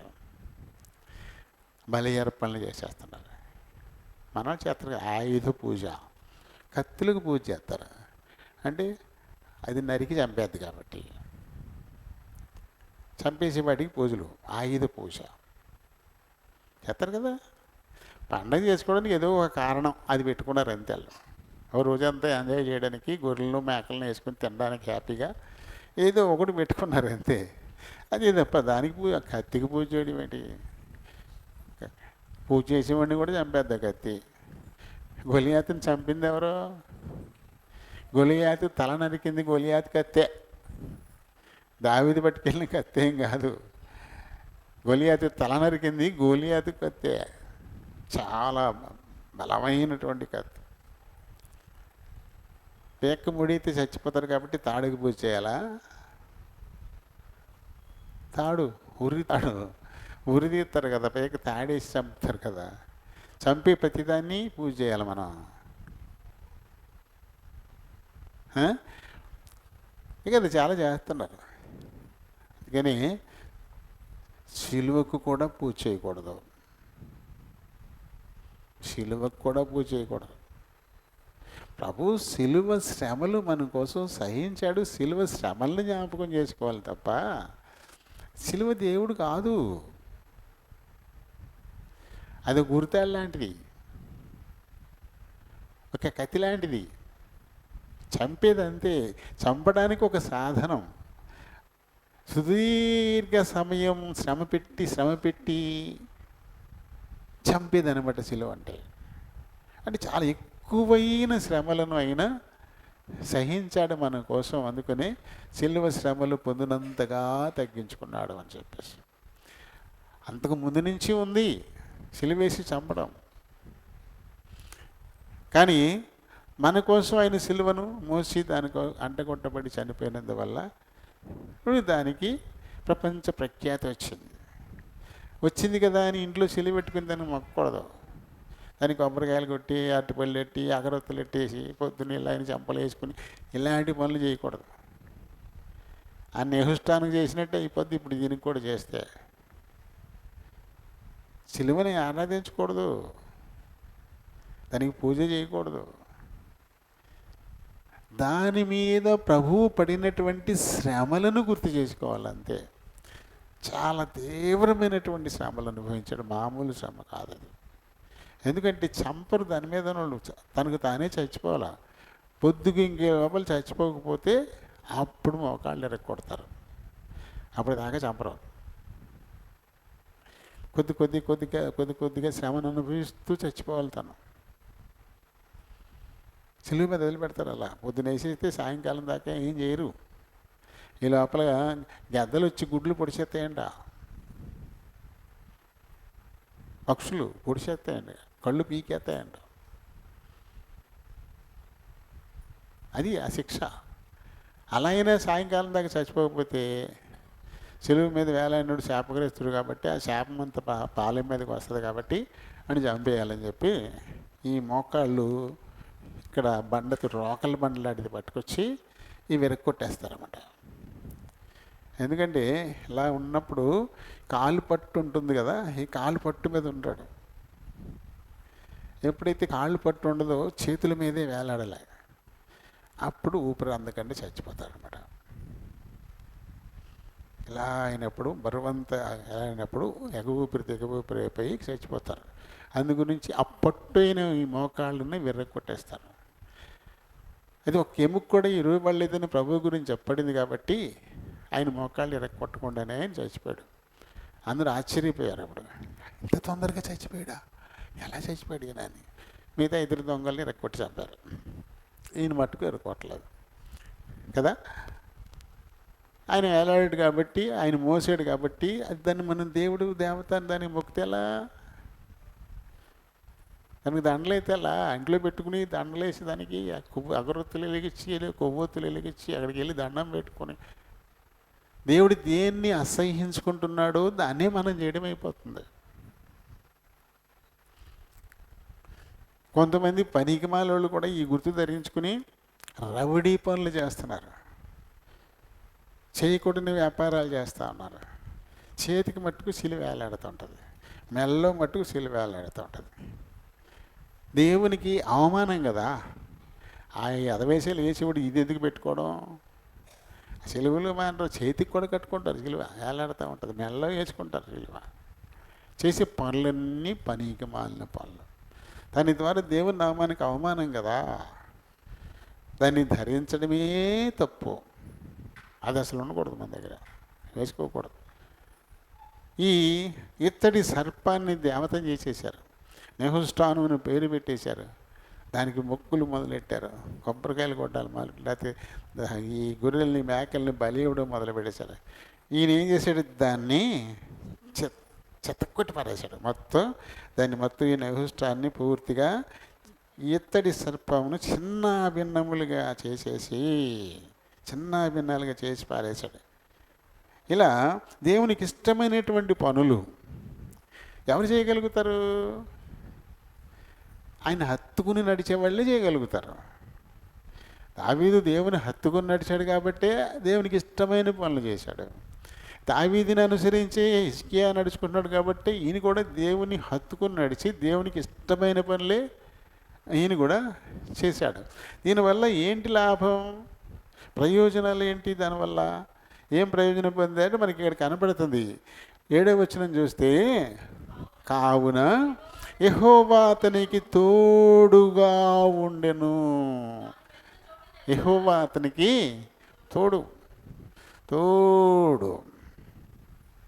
తోడుగా ఉన్నాడు. యాకోబుకి ఆయన వాగ్దానం చేశాడు, నేను నీకు తోడయ్యుండి అని చెప్పి కదా. అది కాను 28వ అధ్యాయంలోనే మనం చదువుతాం కదా, 14 వచనం ఆయన నేను నీకు తోడయ్యండి అన్న.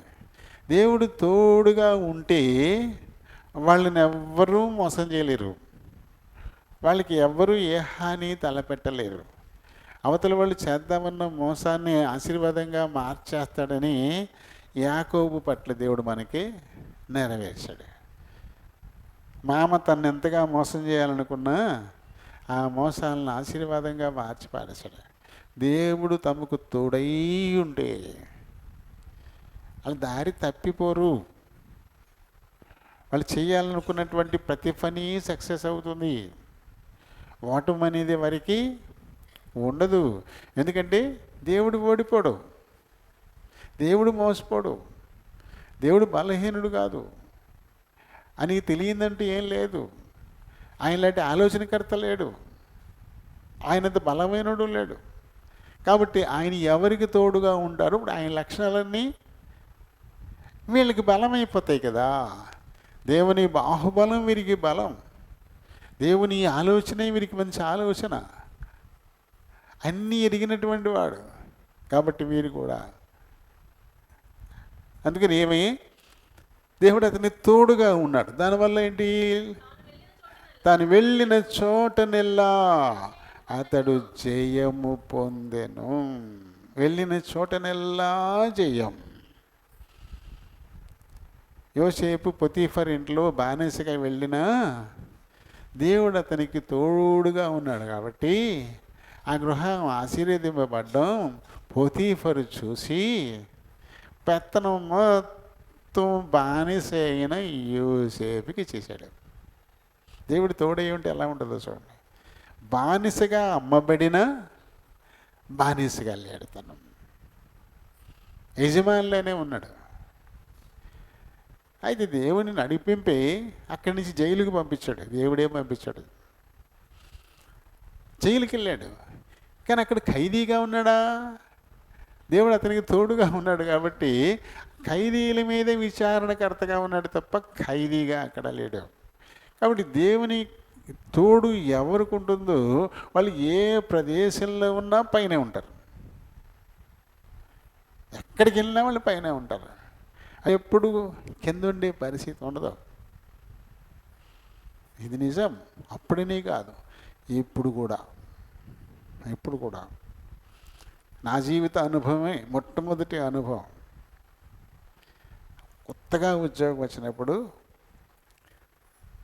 రామన్నగూడెం అని చింతటిపతి సమీపంలో ఉన్నటువంటి ఒక గ్రామం, అక్కడ వేశారు. 1984 సంవత్సరం జనవరి 20వ తారీఖున అక్కడ స్కూల్లో నేను జాయిన్ అయ్యాను.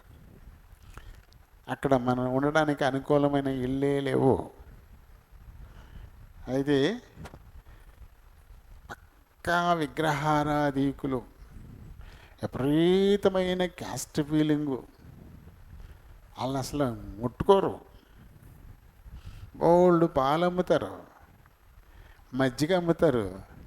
కొనుక్కోవడానికి వచ్చాడు కింద మెట్టి మీద గిన్నె పెట్టుకుని నుంచుంటే ఇంత ఎత్తు నుంచి పోతారు. తెల్లారిగట్ల 4ంటికి లేచిపోతారు. చన్నీళ్ళు స్నానం చేసి విపరీతమైన పూజ. అలాంటి వాళ్ళ ఇంట్లోకి వెళ్ళాను నేను. అక్కడ ఇచ్చాడు నాకు ఆశ్రయం దేవుడు. నేను క్రిస్టియన్ అని తెలుసు వాళ్ళకి, దాచిపెట్టలే. నేను క్రిస్టియన్ అని తెలుసు, వాళ్ళ ఇంట్లో వచ్చారు ఆశ్రయం దేవుడు నాకు ఇచ్చాడు. వాళ్ళు నైవేద్యంకి పప్పలు వండుకునేవారు. ముందు బాయి నాకు తీసేసి ఆ తర్వాత నైవేద్యం పెట్టుకున్నారు. ఎందుకంటే మరి తిన్నని వాళ్ళకి అంత అవసరం ఏంటి? అది తింటే తింటే లేకపోతే లేదు, ఇదే ఇస్తామనాలి కదా. అలా చేసేవారు కాదు. పన్ను కట్టుకుని నాకు ముందుది మాకు ఇచ్చేసి తర్వాత వాళ్ళు నైవేద్యం పెట్టుకున్నారు. ఎందుకలా? చూడండి ఎంత గొప్ప దేవుడు ఎవరికి తోడుకుంటారో అలాంటి వారికి ఎలాంటిది జరుగుతుందో అందుకు రుజువే నేను. చాలా పైన అన్నమాట. బట్టలు ఉతికేవాడు వచ్చి బట్టలు పట్టుకెళ్ళి ఇస్త్రీ చేసుకుని పట్టుకొచ్చి గుమ్మంలో పెడతాడు. ఒకవేళ మేము లేకపోతే మమ్మల్ని పిలవకూడదు. తలుపు తీయలేదనుకోండి పిలవకూడదు. తువ్వాలు వేసి అక్కడ పెట్టేసి వెళ్ళిపోవాలంతే. కాకేసాడో పక్కన కయ్యమని పోతారు వాళ్ళు. మమ్మల్ని పిలిస్తే చాలు ఊరుకురు. ఎందుకంటే అరుతా బా ఆడబెట్టి బా తీసుకుంటారా అనేవారు అంతే. ఇంకా పెట్టేసి మీద కానీ వెళ్ళిపోయాడు. చూడండి ఎటువంటి సపోర్టు నిజంగా ఎక్కడి నుంచి వచ్చింది అది. హోటల్ నుంచి టిఫిన్ పట్టుకొచ్చి ఇంట్లో ఇచ్చెళ్ళేవారు. సేమ్ మా మాస్టర్ ఉండేవాడు. ఆయన ఇప్పటి నుంచి అక్కడ పనిచేస్తున్నాడు. ఆయన ఉండేది ఇక్కడ రోడ్డు అవతల చిన్న హోటల్ అయితే అక్కడికి వెళ్ళి ఆ హోటల్లో ఆకులు వేసి పెడితే అది తెచ్చుకుని నేను ఇవ్వడు ఇంట్లో. అయినా మనకి ఇంటికి పట్టుకొచ్చి ఇచ్చెళ్ళేవారు టిఫిన్. ఎక్కడి నుంచి వచ్చింది గౌరవం? ఇంకా మిగతా వాళ్ళు ఉండేవారు. యారు మేము అటే కదా నల్ల చూస్తారు మమ్మల్ని ఇలా చూస్తారే అని ఆ పెద్దవాడిని అడిగేసేవారు వచ్చి. ఎంత ఎత్తులు వేసేది చెయ్యి పనికి మళ్ళీ ఆడికి మీకు పూలికేటే ఆడికి మీకు పూలికేంటే అని చెప్పేసి చిట్టేసి పంపించేవారు. నిజంగా మరిచిపోలేని రోజులు. ఎంత గొప్ప అనుభవం అంటే నిజంగా. ఎందుకలా? దేవుడు నాకు తోడుగా ఉన్నాడు కాబట్టి. ఇజ్రాయేల్ గారు నాకంత గొప్ప విశ్వాసం లేదులేండి. అప్పుడు చదువుకునే కారు కదా, కొంచెం అట్టి ఇట్టుగానే ఉండేది. అయితే ఇజ్రాయేల్ గారి ప్రార్థన, ఆయన ప్రార్థన చేసి పంపించాడు అంతే. ఆ ప్రార్థనే మనకు తోడు. అక్కడ ముక్కు మొక్కు తెలియని వాళ్ళు, చుట్టాలు పట్టాలు లేరు మనకి. అలాగే విపరీతంగా క్రిస్టియానిటీ కూరగాయ ద్వేషం ఉంటుంది అక్కడ. వారి మధ్యలో అలా నిలబడి పిల్లల కోసం వెళ్తే ఒకసారి పిల్లలు రాలేదని అలా వెళ్తే ఒక ముసలమ్మ, తను చెట్టుబలిజులు వాళ్ళు అక్కడ చెట్టుబలిజులు, ఆ చింకి బట్టలు వేసుకుని చింపురు చుట్టేసుకుని ఉంది మనిషి. మెట్టారు మీరు ఏంట్లు అందే. ఆ మనిషిని చూస్తేనే మనకి చిరాకెడుతుంది. అలా ఉంది అన్న వాటం అంతాను. ఆ మెట్టారు మీరు ఏంట్లు అంది. ఏంట్లు కావాలి నీకు? మా చోట పెడితే ఆ గోమే కొడుతుంది నేను, నీకు ఏంట్లు కావాల్సి వచ్చిందా? నీ ఓటం నువ్వు ఎలా ఉన్నావు నువ్వు అని చెప్పి అనేసి అప్పుడు అక్కడ కొంచెం క్లాసిఫికేషన్ చాలామంది చుట్టూ పోగొట్టిపోయారు. చతుర్వర్ణ వ్యవస్థ. ఈ ఇంట్లో వాంట్లని నువ్వు నేను పెట్టుకునే మొట్టమొదటి ఏం లేదు. ఆ తర్వాత 4 వర్గాల కింద విడిపోయింది సమాజం. అందరూ ఒకే పని చేస్తే బతికేది ఎలా? అందుకని రాజులు రక్షకులుగా ఉండేవాళ్ళు రాజులు క్షత్రియులు అన్నారు, అలాగే శుభకార్యాలు జరిపించేటువంటి వాళ్ళందరూ బ్రాహ్మణులు అన్నారు. మరి వ్యాపారాలు ఇక్కడిక్కడ మరి అందరూ ఒక చోటుకి వెళ్ళి తెచ్చుకోలేరు కదా, వ్యాపార లావాదేవీలు చేసుకోండి వైశ్యులు అన్నారు. ఇక మిగతా ఈ వ్యవసాయం పనులు, కొండల పనులు, కొమ్మరి పనులు ఇవన్నీ చేసేవాళ్ళందరినీ శూద్రులు అన్నారు.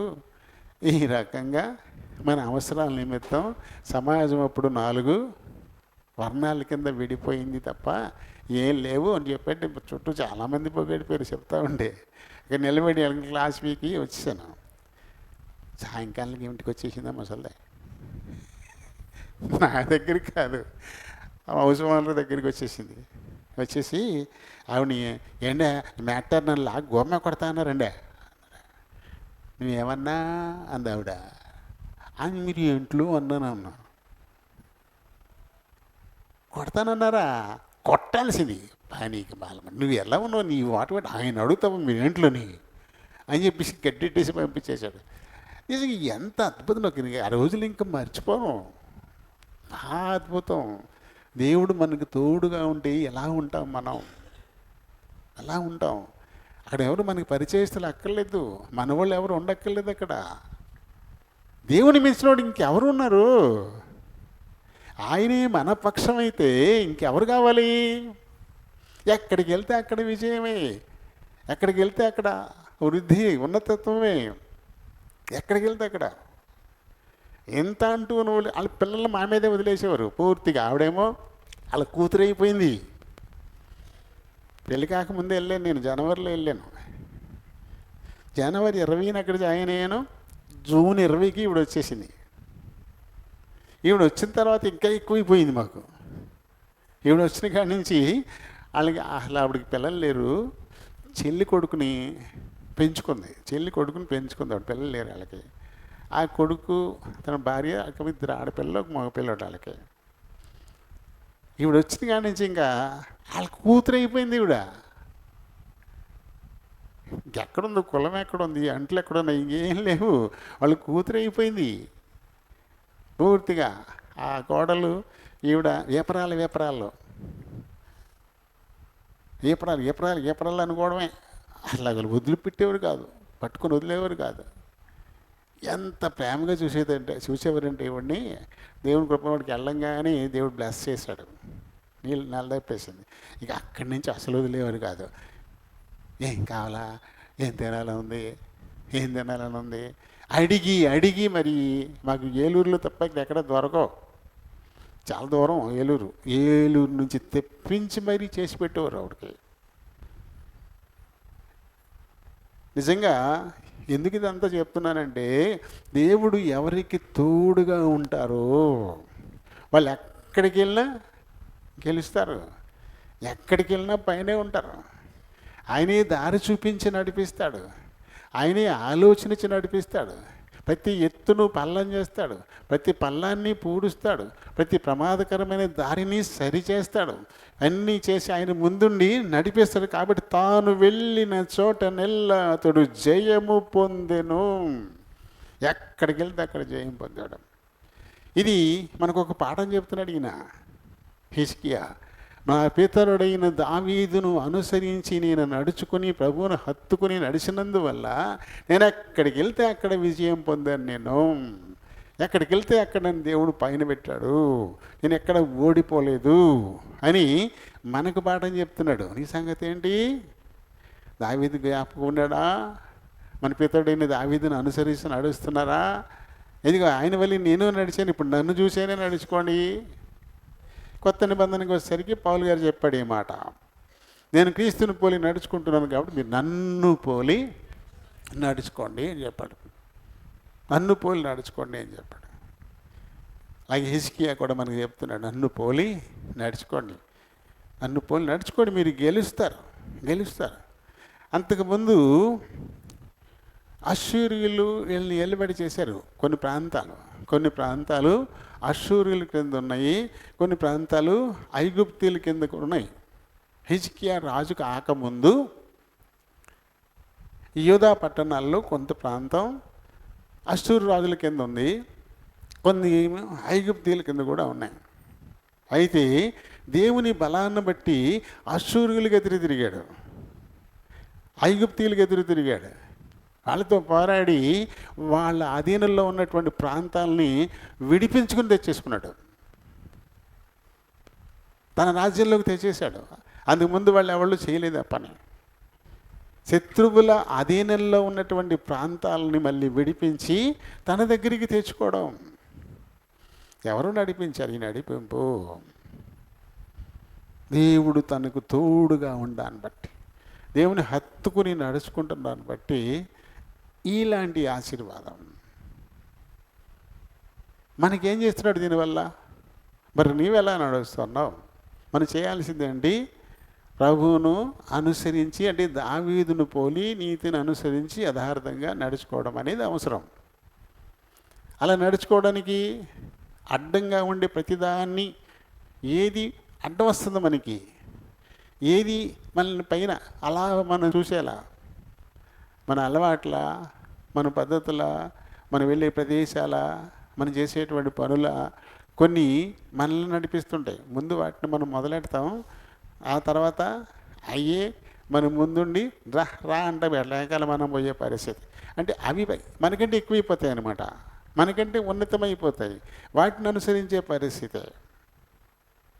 అటువంటి వాటిని అన్నిటినీ తెగ నరుక్కోవాలి ఇప్పుడు. అలాంటి ఇంకేం ఉండకూడదు.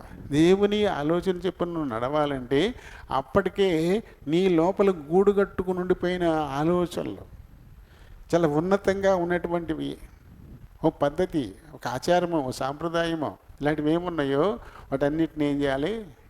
కట్ ఆఫ్ తీసేయాలి, అవి ఉంచకూడదు. దేవుడు తప్ప ఇంకేది మన జీవితాల్లో ఉన్నతమైనదిగా ఉండకూడదు.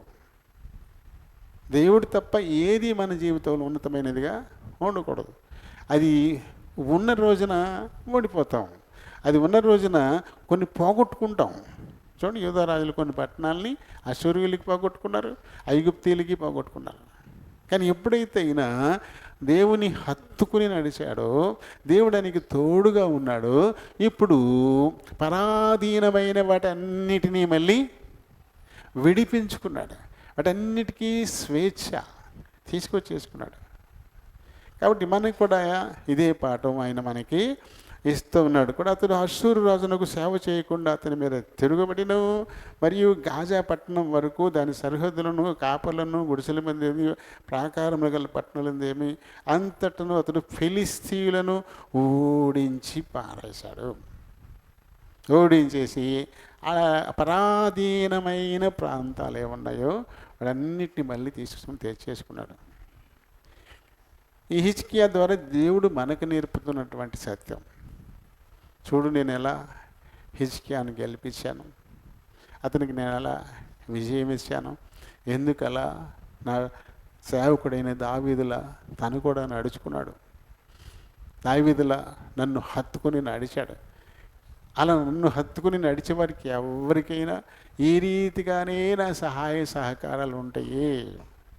మీరు పోగొట్టుకున్న వాటిని కూడా తెచ్చుకుంటారు, ఏది కోల్పోయేది మీకు ఉండదు. ఎందుకంటే నేను జీవము గల సర్వశక్తి గల దేవుడను అని ఈ సందర్భం ద్వారా మనకు కూడా ఆయన నేర్పుతున్నవాడిగా కనపడతా ఉన్నాడు కదా. మరి ఆయన ఆరాధించడానికి ఎందుకంటే ఎక్కువ కారణం మనకి కావాలా? మాట ఇచ్చి నెరవేర్చేటువంటి దేవుడు, తను ఆశ్రయించిన వారిని ఎప్పుడూ విడిచిపెట్టకుండా గెలిపించేటువంటి దేవుడు. వాళ్ళు తాత్కాలికంగా స్వాతంత్రాన్ని పోగొట్టుకున్నా తిరిగి ఆ స్వాతంత్ర్యం ఇచ్చి నిలబెట్టగలిగినటువంటి దేవుడు. దేవుడి మాటల్ని దీవించునుగాక. ప్రేమ కలిగిన మా ప్రియ పరలోకపు తండ్రి, వందనాలు, స్తోత్రాలు. మీ కృప చొప్పున ఇంతవరకు మా మధ్య నుండి 2వ రాజుల గ్రంథంలోని 18వ అధ్యాయంలో 7 వచనాల వరకు ఇందులో హిజ్కియా తనను మా ముందు మీరు పెట్టారు. అతడు మా పితరుడైన దావీదును అనుసరించి ఏ రీతిగా నీతిగా యథార్థ హృదయంతో నడుచుకున్నాడో మా ముందుకు తీసుకొచ్చారు. అతడు ఆ రీతిగా నడుచుకోవడాన్ని బట్టి మిమ్మల్ని హత్తుకున్నాడు. మిమ్మల్ని హత్తుకున్నాడు కాబట్టి తాను వెళ్ళిన చోటనెల్లా తనకు విజయం ఇచ్చారు. నాయన అప్పటికే పాలించేటువంటి రాజులు మరి అన్యులకు కోల్పోయినటువంటి ప్రాంతాలను కూడా తిరిగి మళ్ళీ విడిపించుకున్నటువంటి వాడిగా కూడా కనబడతా ఉన్నాడు. నిన్ను ఆశ్రయిస్తే, నిన్ను హత్తుకుని నడిస్తే అటువంటి వారికి ఏ రీతిగా మీరు సహాయపడతారో మాకు తెలియపరిచినందుకు వందనాలు, స్తోత్రాలు. ఆ పేదోడైన హిజ్కియా వలె, ఇప్పటి వరకు ఉన్న హిజ్కియా వలె మేము కూడా మా పితరుడైన దావీదు వలె మిమ్మల్ని హత్తుకుని నడుచుకోవడానికి ప్రతి వారికి సహాయపడమని కోరుతా ఉన్నాను. మిమ్మల్ని హత్తుకొని నడిస్తే వాళ్ళకి ఓటమి అనేది లేదు. వృద్ధి, ఆనందం, విస్తరణ ఇవన్నీ మీరు వారికి ఇచ్చేటువంటి దేవుడిగా ఉన్నారు. దేవ తండ్రి, ఇప్పుడు ఆరాధించబోతున్నారు మా ప్రియులు. మీరు ఆత్మయ్య ఉన్నారు కనుక ఆత్మతోనూ సత్యముతోనూ ఆరాధించడానికి సహాయం చేయమని ప్రభువును మా రక్షకుడునైనా యేసునామంలో ఈ మనవులు సమర్పిస్తూ ఉన్నాను మా పరమ తండ్రి. ఆమేన్, ఆమేన్, ఆమేన్. అపోస్తలుల కార్యాలు 5వ అధ్యాయము 1-2 వచనాలను మనం చదువుదాం. అననీయ అను ఒక మనుషుడు తన భార్య అయిన సప్పీరాతో ఏకమై పొలమమ్మెను. భార్య ఎరుకనే వాడు దాని వెలలో కొంత దాచుకొని కొంత తెచ్చి అపోస్తుల పాదముల యొద్ద పెట్టెను. దేవుడి పరిశుద్ధ వాక్యంలో దీవించను గాక. ఆమేన్. ప్రభు సహాయం కొరకై చిన్న ప్రార్థన చెప్పుకుందాం. కనికర సంపన్నుడా, వందనాలు, స్తోత్రాలు. మరొక మారు మీ కృపాసనదికి వస్తున్నాం. మా వెనుకడిలోనికి తేబడిన లేఖన భాగాలను దీవించండి తండ్రి. ఈ లేఖనాన్ని బట్టి దేవుని బలహీన ప్రభా నేను మాట్లాడడానికే నిలబడబోతుండగా నన్ను ఖాళీ చేయండి తండ్రి. మీ చిత్తానుసారమైన మాటలు నా నోట నింపి మీరే మాట్లాడుకుని మహిమ పొందమని అడుగుతున్నాను. చేర్చబడిన మా ప్రియులందరిని బట్టి మీకే కృతజ్ఞతాస్తుతులనైనా ఈ కొద్ది సమయం తమ హృదయాలు చెవుల్ని పరలోకపు గవిని వైపు కేంద్రీకరించలాగా సహాయం చేయండి. ఆయన తదుపరి నీ యొక్క దేహానికి సాదృశ్యమైన రొట్టె, నీ రక్తానికి సాదృశ్యమైన రసంలో పాలు పంపులు మరి పొందబోతూ ఉన్నారు. అందుకొరకు తమను తాము ఏ రీతిగా పరీక్షించుకోవాలో, ఎలాంటి ఒక సిద్ధపాటు కావాలో మాకు అందరికీ నేర్పించి మహిమ తెచ్చుకోమని ప్రభువుని మా రక్షకుడునైనా యేసునామములో ఈ మనవులు సమర్పిస్తున్నాను మా పరమ తండ్రి. Amen, amen. Praise the lord, praise the lord.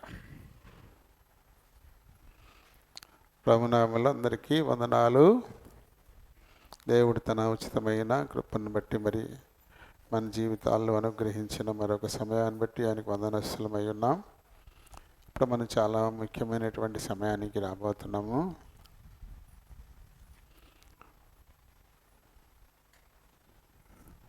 మీకు అందరికీ ఒక విషయాన్ని తెలియపరచాలి. నేను చిన్నగా ఉదయం నుంచి ఆన్ డ్యూటీయే ఈరోజు అంటే ఉదయం నుంచి ఆన్ డ్యూటీయే. ఈ కార్యక్రమాన్ని ఎలా ఏమి ఇస్తాడు దేవుడు వాకంట దీంతో ఉండిపోతా. మాట్లాడి తీరిక ఉండదు. ఫోను తీసుకోవడం కూడా ఇబ్బందిగానే ఉంటుంది. నేను చదువుకుని బైబిల్ స్టడీ అక్కడ ఏదో చూసుకునేటప్పుడు ఫోన్ వస్తుంటుంది. ఇప్పుడు మెసేజ్ ఇచ్చేసి కూర్చున్నాను కాబట్టి డ్యూటీ దిగిపోయాను అనుకుంటారా? లేదు కదా. అక్కడ కూర్చున్నా మళ్ళీ నెక్స్ట్ ఏం ఇస్తాడని దానికోసమే నేను కనిపెట్టుకుంటా కూర్చుంటాను, అక్కడ చూసుకుంటూ ఉంటాను. డ్యూటీ దిగిపోయారు కదా అని చెప్పేసి అప్పుడు వచ్చి ఒక్కోళ్ళు వచ్చి అది ఇది. దయచేసి అలా రాకండి. మీకేం టైం ఉంటే ఏదైనా చెప్పుకోవాలనుకుంటే ఖాళీ టైంలో రావాలి. ఈరోజు ఉదయం నుంచి నేను ఇప్పుడు 1 గంటల దాకా ఆన్ డ్యూటీయే. నాకు ఖాళీ లేదు, ఉండదు. మీరు ఖాళీ అయిపోతారు. మరి నెక్స్ట్ ఉంది కదా నాకు. దానికోసం దేవుడి తలంపిస్తాడని అక్కడ కూర్చొని బైబిల్ చూసుకొని ఆ పనిలో ఉంటాను. మళ్ళీ మధ్యలో వచ్చేస్తారు, ఇదేదో చెప్తారు. ఒకళ్ళు వచ్చారని రేపని, ఒకళ్ళు వచ్చారు ఏదో మాట్లాడితే ఇంకోళ్ళు వస్తారు. ఇంకే వర్సిటీ క్యూ పెట్టేస్తారు, వర్సిటీకి వచ్చేస్తారు. మరి ఇంక నేను ఎక్కడ చూసుకునేది? చెప్పుకునే టైం ఇది కాదు. మీరు ఏదైనా చెప్పాలి అంటే నేను కూడా వినలేను ఇప్పుడు పూర్తిగా, మాట్లాడతాక ఉండదుగా. ఇంకోటి ఏంటంటే ఆరాధన సమయం చాలా శ్రేష్టం. దేవుని ఆత్మ అప్పుడే సంచారం చేస్తుంటుంది అంటారు. మీకేంటి సినిమాల్లో ఇంటర్వ్యూలు ఇచ్చినట్టు లెక్కేసుకుంటున్నారు మీరు. ఓ మెసేజ్ ఎదురుగా సినిమాలు ఇంటర్వ్యూలు చేసినట్టు ఈ అవసరం కోసం బయటికి వెళ్ళి వెంటనే వచ్చేసి మోకరించాలా. ఆత్మీయ ఎదుగుదల లేకపోవడానికి అదొక కారణం. ఆత్మ సంచారం చేసే సమయంలో మోకరించి ఉండట్లేదు. ఆయన ఎవరి మీదకి రాబోతాడో, ఎవరిని టచ్ చేయబోతాడో దానికి మనం అవకాశం ఇవ్వట్లే. ఓ గంటన్నర కూర్చున్నాడు, కొద్ది అవసరాలు ఉంటాయి, గబుక్కొని వెళ్ళిపోయి అది చూసుకుని వచ్చేసేయాలి. బయటికి వెళ్ళి మళ్ళీ బాతాకాని పెట్టుకోకూడదు. అరే విత్తనాలు వేసేవా, నేను వేసేసాను, దున్నేసాను, ఈ కబుర్లు మాట్లాడుకోకూడదు. బయట వెళ్ళి ఏం పెట్టుకోకూడదు. అవసరం కోసం వెళ్ళి మళ్ళీ వచ్చేసేయాలి అంతే. వచ్చేసి ఇక్కడ మోకరించి ఉండాల. అప్పుడే ఎప్పుడు ఎవరిని ఆత్మ టచ్ చేస్తుందో తెలియదు. ఆ అవకాశం మనం ఇవ్వట్లే, డిస్టర్బ్ చేసేస్తున్నాం. దయచేసి మీరు ఏదన్నా చెప్పాలనుకుంటే ఈరోజు ఉదయం ఇచ్చినా నేను మాట్లాడను. ఉదయం ఇక్కడికి వచ్చినా మాట్లాడడానికి ఉండదు కదా. ఒక తలంపులో ఉండిపోతాను. ఉత్తినే ఇక్కడికి వచ్చి ఇన్ని గంటలు మాట్లాడతావా? ఎలా మాట్లాడగలుగుతావు? నేను మాట్లాడింది అంత రాస్తే ఎంతలా పుస్తకం అవుతుందో తెలుసా? ఇప్పుడు ఇక్కడ నిలబడి అంతసేపు మాట్లాడాను కదా, దాన్ని రాస్తే ఇంత పుస్తకం అయిపోద్ది. అంత మాట్లాడేతాను. ఎక్కడి నుంచి వచ్చినాయండి? దేవుడు అందిస్తాడు. అవి వస్తుండే ఆ ఫ్లోకి మీరు ఏదో అడ్డం ఏది ఎట్టినా తేడా వచ్చేది. వేగంగా వెళుతున్నటువంటి ప్రవాహంలో ఒక పుల్ల పెట్టండి, అక్కడ ఆ సాఫ్ట్నెస్ అంతా పోద్ది. అక్కడి నుంచి వెళ్ళి తిరిగి ఇలా తేడా వచ్చేస్తుంది. అది వెళ్దా అలాగా డిస్టర్బ్ అయిపోద్ది అనమాట. దయచేసి ఉత్తి నీరు చెప్పి వెళ్ళిపోతున్నారు, ఇదే చెప్పడమే కదా అని అనుకోకండి. ఇక్కడికి వచ్చి ఎవరైనా కావాలంటే ఒక పావు గంట చెప్పండి, ఇస్తాను. ఇక్కడ నిలబడి ఒక పావు గంట చెప్పండి, ఎవరు మాట్లాడతారమ్మా. మీరు మీ దేవుడు చేసిన మేలు చెప్పడానికే వణికిపోతారు. ఇక్కడికి వచ్చి మీ అనుభవం చెప్పడానికి కష్టమైపోద్ది ఇక్కడ. అలాంటి ఇది చెప్పడం వేరు, మీ అనుభవం చెప్పడం వేరు. దీనికి అనుభవం కాదు కదా. అందుకని దయచేసి ఆరాధన సమయంలో ఎవరు లేచి నా దగ్గరికి రాకండి. అసలు మీరు కూడా లేచి తిరగొద్దు. అవసరం అంటే జస్ట్ బయటికి వెళ్ళి వచ్చేసేయండి, వెంటనే బయట ఆగొద్దు. పని చూసుకుని వచ్చేసి ఇక్కడే మోకరించండి. అందరూ ఏకీభవించండి అందరితోనూ. మనం కూడా అవునైనా అలా చేయనైనా వాళ్ళు ఏకీభవించి ఉండాలి. అప్పుడు దేవుని ఆత్మ తాకిడి వస్తుంది, అది హృదయంలోకి పోద్ది, అది కార్యం చేస్తుంది అన్నమాట. దానికి మనం అవకాశమే ఇవ్వడం లేదు. ఇవ్వకపోతే ఇప్పుడు మనం చదువుకున్నాం చూడు, అలా అయిపోతాం. ఇప్పుడు చదివాం కదా ఒక భాగం, అననీయ సప్పీరాల గురించి చదివాం కదా. వీళ్ళు సార్వత్రిక సంఘంలో చేరారు. సార్వత్రిక సంఘం అంటే అపొస్తలుల కార్యాలు 2వ అధ్యాయంలో అది ఆరంభం అవుతుంది.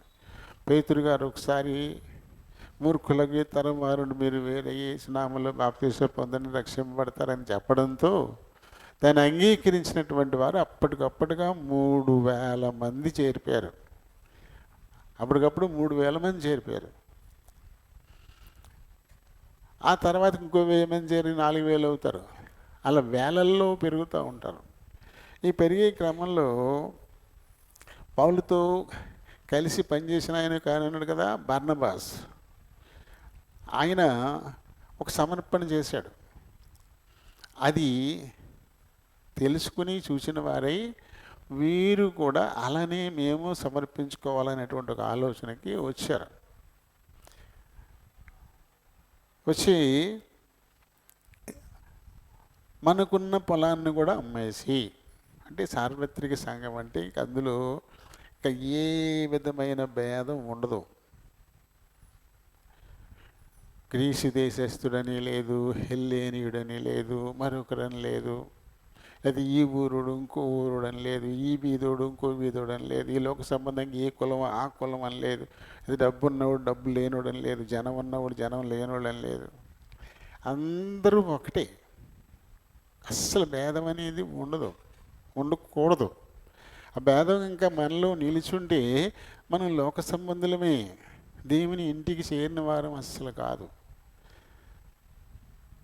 మనకే తెలియకుండా మనకు వచ్చే ఆశీర్వాదం కాకలెట్టుకుపోతాయి. రాదు, పోద్ది ఆశీర్వాదం. దేవుడు చేద్దామన్నా చేయలేని పరిస్థితి. ఇది మనకి చాలా సులువుగా అనిపిస్తుంటుంది. ఇది వెంటనే ఉండదు కాబట్టి, మెల్లగా అవుతుంది కాబట్టి, వెంటనే ఉండదు కాబట్టి. ఎందుకంటే హిజ్కియాకు కూడా అలాంటి అనుభవం వచ్చింది చివరిలో. హిజ్కియాకు కూడా అలాంటి అనుభవం వచ్చింది.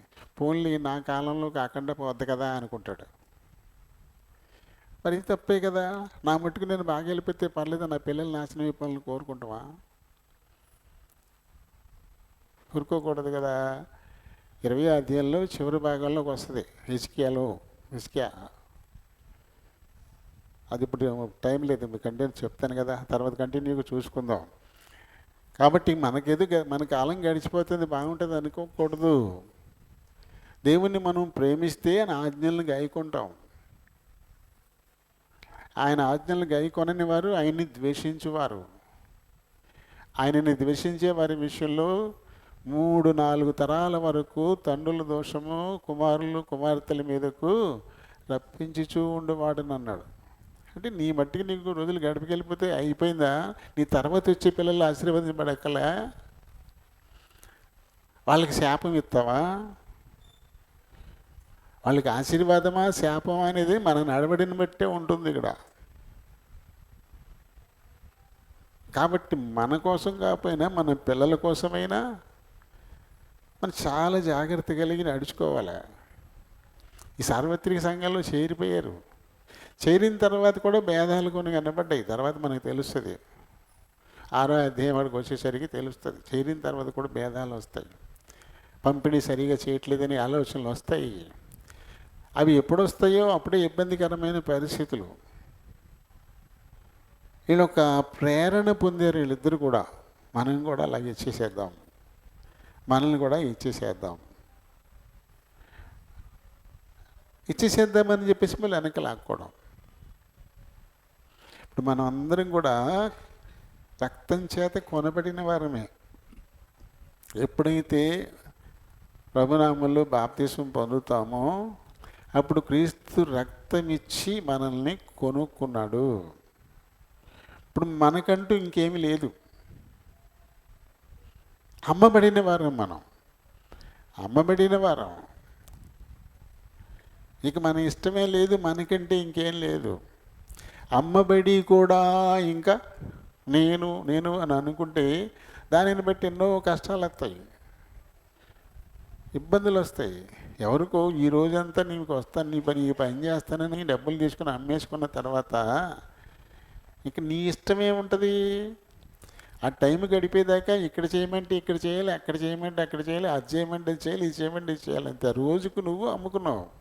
అప్పుడు రోజంతా నిన్ను కొనుక్కున్న వారి కోసమే పనిచేయాలి, ఆయన ఇష్ట ప్రకారమే పనిచేయాలి. మనకి నీ ఇష్టానికి ఇక్కడ తాగులేదు. అలాగే ఆయన రక్తం ఇచ్చి మనల్ని కొనుక్కున్నాడు కాబట్టి ఇక మనకి ఇష్టాలు లేవు. మన ఇష్టం ప్రభు ఇష్టం కావాలి. ఆయనకి ఏది ఇష్టమో అలా మనం నడుచుకోవాలి.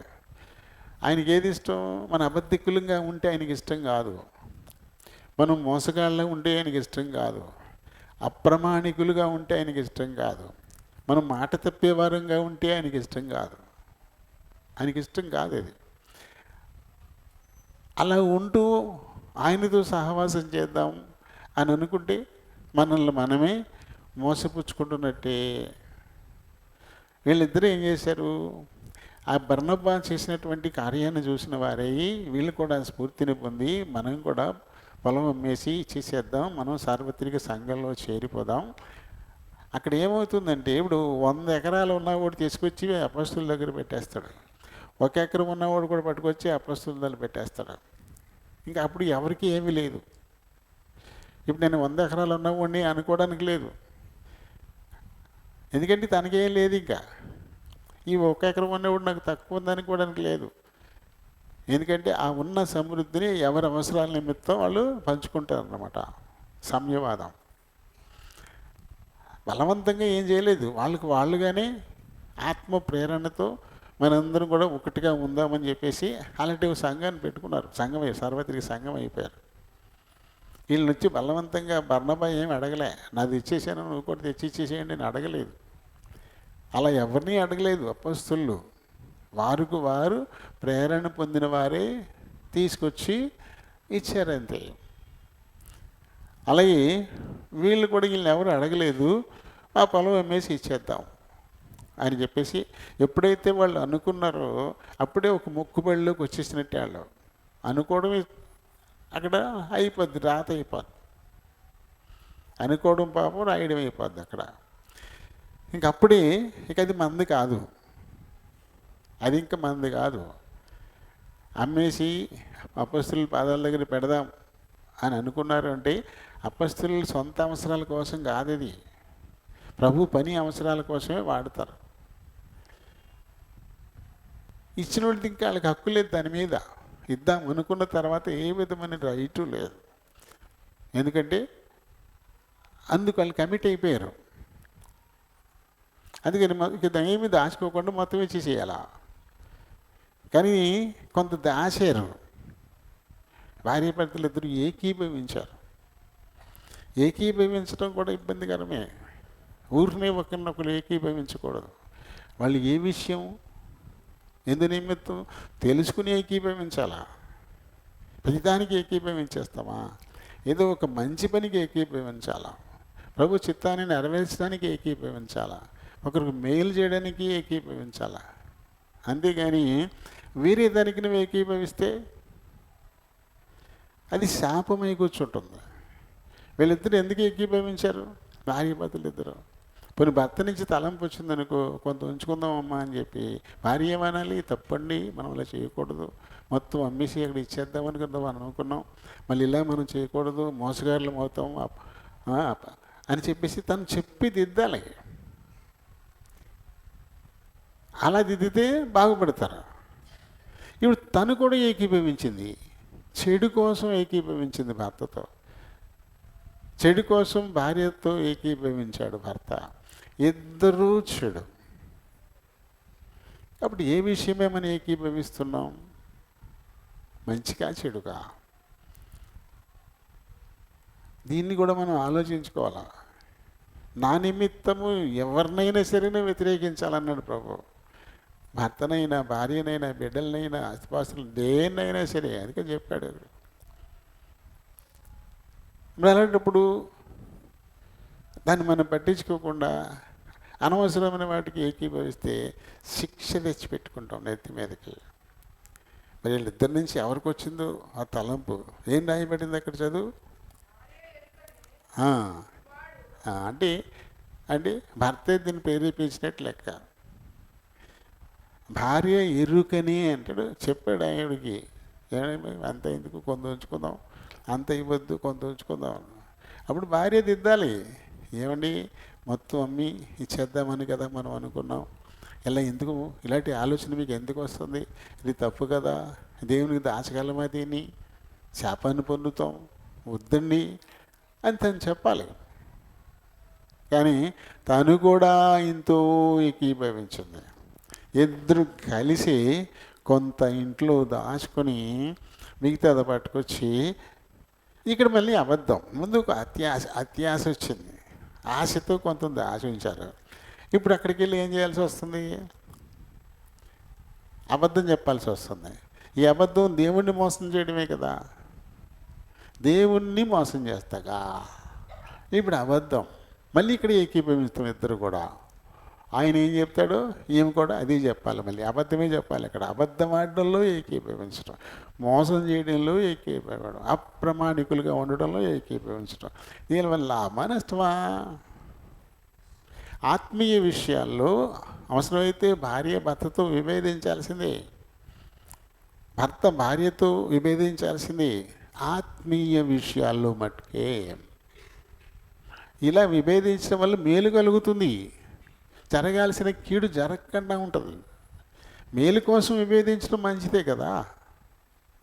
అదేంటి భర్త మాట ఎలా కాదంటాం, అదేంటి భార్యని ఎలా తోసేస్తాం అనుకుంటే కీడు వస్తుంటే తొయ్యాలిగా. ఇప్పుడు ఏమైంది? వీళ్ళిద్దరూ ఏకీభవించారు. ఆయన ఏదో చెప్పాడు కదా, ఆయన మాట ఎలా తోసేద్దాం అనుకుంది ఆవిడ. ఇప్పుడు ఇద్దరు చచ్చిపోయారు కదా. ఇంట్లో దాచిపెట్టుకున్న సొమ్ము ఎవరి సొత్తు? ఎవరిది? ఎవరు అనుభవిస్తారు దాన్ని? ఇలా శాపగ్రస్తమైన చావు చచ్చిపోయారు. అంటే ఈ సమస్తాన్ని పోగొట్టుకున్నారు కదా. ఒక పూట కూటి కోసం జ్యేష్ఠత్వాన్ని నమ్ముకున్న ఏషావు వంటి జ్యేష్ఠుడు, భ్రష్టుడు అనే మాట ఇక్కడ మనం చూస్తాం. వీళ్ళు అలాగే అయిపోయారు. అలాంటి భ్రష్టత్వం వీళ్ళకి వచ్చేసింది. ఇద్దరు కూడా అతని ఆలోచనే కాబట్టి ముందు అతను చచ్చిపోయాడు. ఆవిడికి కొంచెం టైం ఉంది ఆలోచించుకోవడానికి. కానీ అబద్ధం చెప్పడానికి ఎంత కంకణం కట్టుకుని ఉన్నారో చూడండి. ఓ మంచి కోసం వాళ్ళిద్దరూ ఏకీభవించి స్థిరంగా లేరు, చెడు కోసం ఏకీభవించారు. ఏమ్మా ఇంతకే అమ్మేరా అని అనడంతో, బాబు లేదండి బాబు, కొంత దాచుకున్నామండి బాబు, లోన్ పెట్టి పెట్టుకొచ్చామండి. నన్ను ఉంటే ఆమె బతికేది కదా. తను కూడా అననీయ ఏం చెప్పాడు, సేమ్ అదే చెప్పింది. దేవుణ్ణి మోసం చేయడానికి ఏకీభవించటం, ఆత్మకు విరోధంగా ఏకీభవించినటువంటి పరిస్థితి. అననీయ పేరు, దాని అర్థం యెహోవా దయ. యెహోవా దయ అనే చక్కటి పేరు వారి తల్లిదండ్రులు అని పెట్టారు. ఆ దయకు దూరం అయిపోయాడు. చేయకూడదు చేసి, దేవుణ్ణి మోసం చేసి ఆయన నుంచి ఎలా దయ పొందుతాం మనం? మన ప్రవర్తన ద్వారా దేవుణ్ణి మోసం చేసి నా మీద దయ చూపు అంటే కుదురుద్దా? జరుగుద్దా అది? ఆమెకి మంచి పేరు పెట్టే సప్పీరా, సొగసు. నీలకాంతం అనే పేరు కూడా సొగసు అనమాట. అంటే నవరత్నాల్లో ఒకటి. అవన్నీ ప్రత్యేకం, దగదగదగలాడిపోతాయి. అటువంటి ఒక మంచి పేరు తనకిచ్చారు. తన సొగసు వాడిపోయింది, పడి చచ్చిపోయింది కదా, మట్టిలోకి వెళ్ళిపోయింది. పేరు ఒకటి. వీళ్ళు చేసినటువంటి మనందరం కూడా ప్రభుకి అమ్మేసుకున్నాం. మనల్ని ప్రభుకి అమ్మేసుకున్నాం.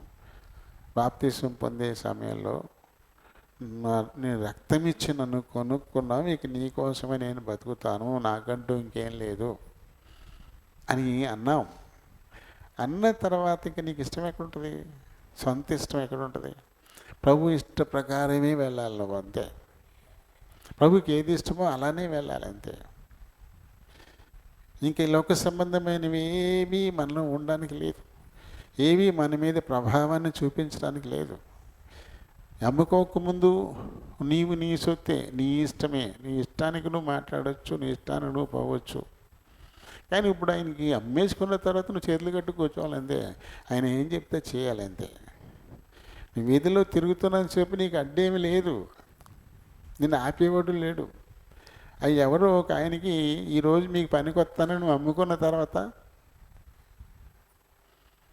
రోజుకి 10 రూపాయలు, ఒక 10 రూపాయలకి సాయంకాలం 5 దాకా పని చేస్తాను నువ్వు అమ్ముకున్న తర్వాత, అప్పుడు దాకా తిరిగినోడు ఏం చేయాలి? ఇప్పుడు ఎవరు కొనుక్కున్నాడో అక్కడ నువ్వు చేతులు కట్టుకుని కూర్చోవాలంతే. అంతే. మళ్ళీ లేచిపోయి ఇందాక ఇట్లాగే రోడ్లంటే తిరుగుతానంటే కుదురుతుందా? అమ్ముకున్నావు కదా, సాయంత్రం 5 దాటిన తర్వాత మళ్ళీ నీ ఇష్టం. అప్పుడు దాకా నువ్వు అమ్ముకున్నావు అన్నా కదా. మన ఇష్టం లేదు. ఇక అమ్మేసుకున్న తర్వాత ఆయన ఏం చెప్తాడు, ఎప్పుడు పిలుస్తాడు, ఎక్కడికి వెళ్ళమంటాడు, ఏం చేయమంటాడు, అలా చేతులు కట్టు కూర్చోవాలంతే.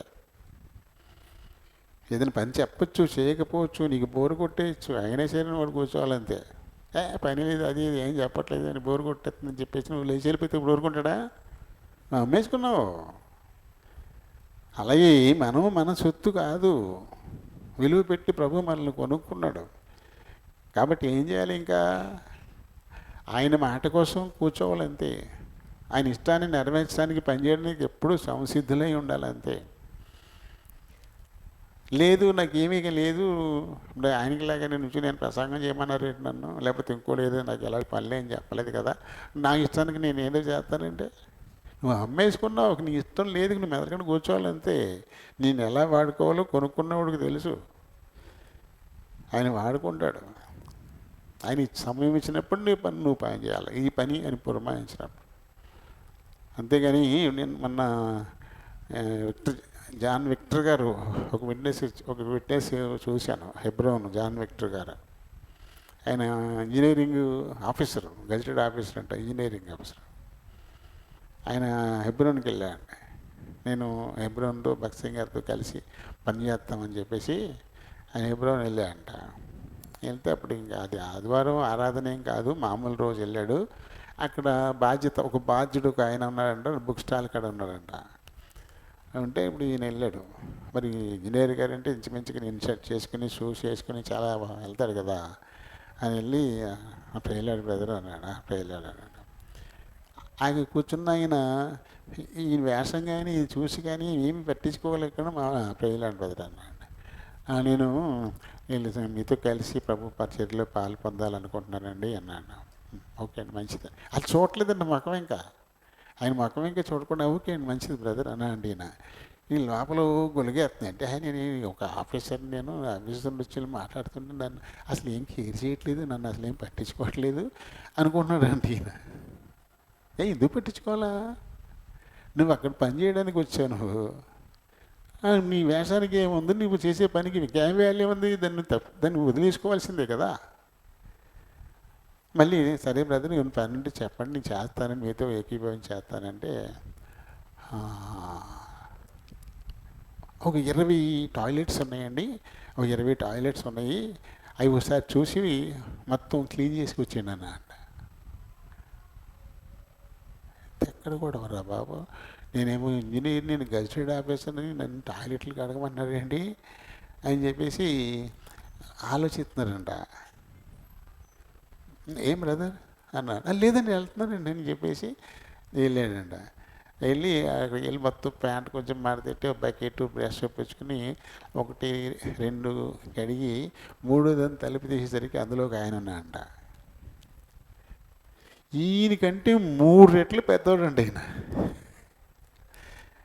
ఈయనకంటే 3 రెట్లు పెద్ద ఆఫీసర్ అంట ఆయన. ఆయన ఆల్రెడీ ఇంకోటి టాయిలెట్కి అడుగుతున్నాడు.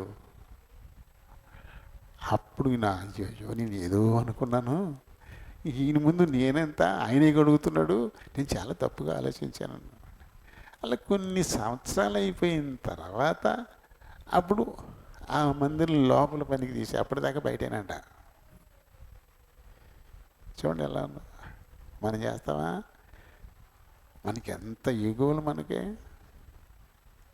వాళ్ళ గురించి ఇప్పుడు మనం చెప్పుకుంటున్నాం. చాలా ధైర్యంగా సాక్ష్యం ఇవ్వగలిగాడు ఆయన.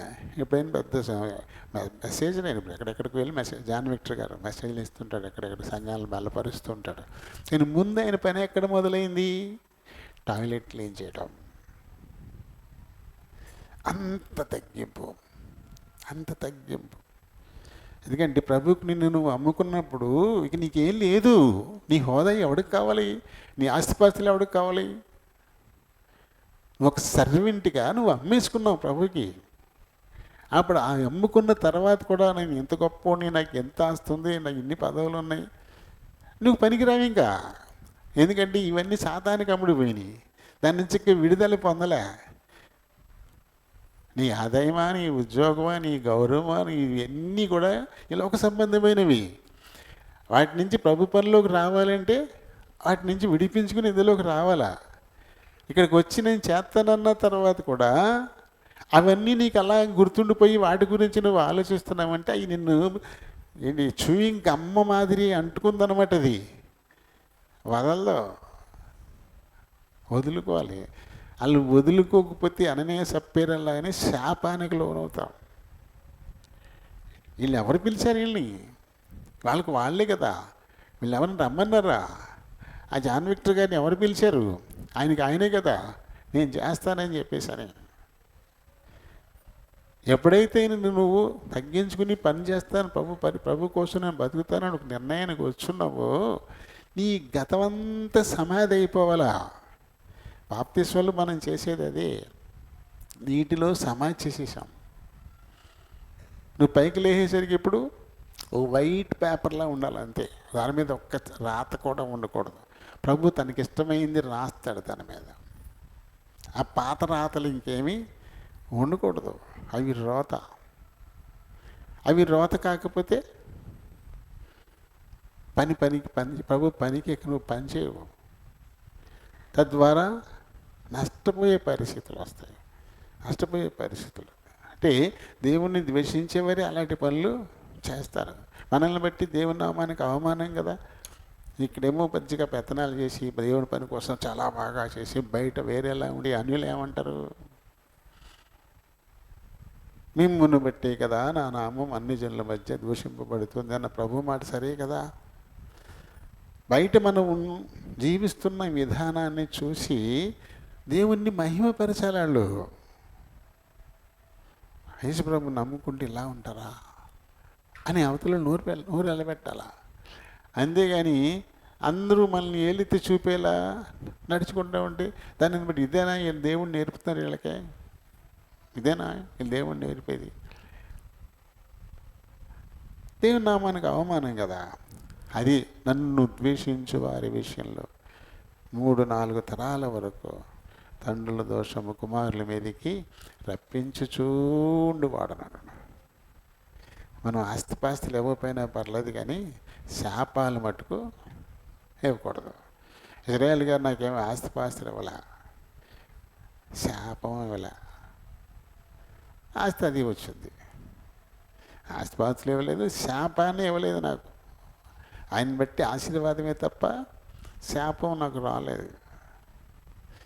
కాబట్టి దేవుడు ఆటోమేటిక్గా మన పైకెత్తి చూపిస్తాడు. అందరిలోనూ పైకెత్తి చూపిస్తాడు.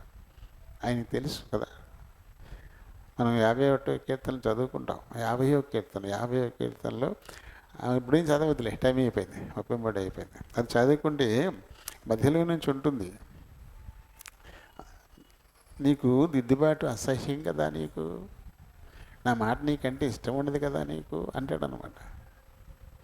కాబట్టి ఇలాంటి స్వభావం పెట్టుకుని ఎందుకు వస్తావు నా దగ్గరికి? నువ్వు నీవు పెట్టే నాకేమైనా కావాలా, నీ ఇచ్చే నాకు కావాలా? అన్నీ నావే కదా. భూమి దాని సంపూర్ణత నాదే కదా. నాకు ఆకలిస్తే నిన్ను అడుగుతానా? నేను కొండల మీద మేసే గొర్రె మేకల మందలన్నీ నావే కదా, అన్నీ నావే కదా. కాబట్టి వాటి నుంచి మనం ఆయనకి ఏమి ఇవ్వలేం. గద్దింపుకు లోబడాలా, దిద్దుబాటుకు లోబడాలా.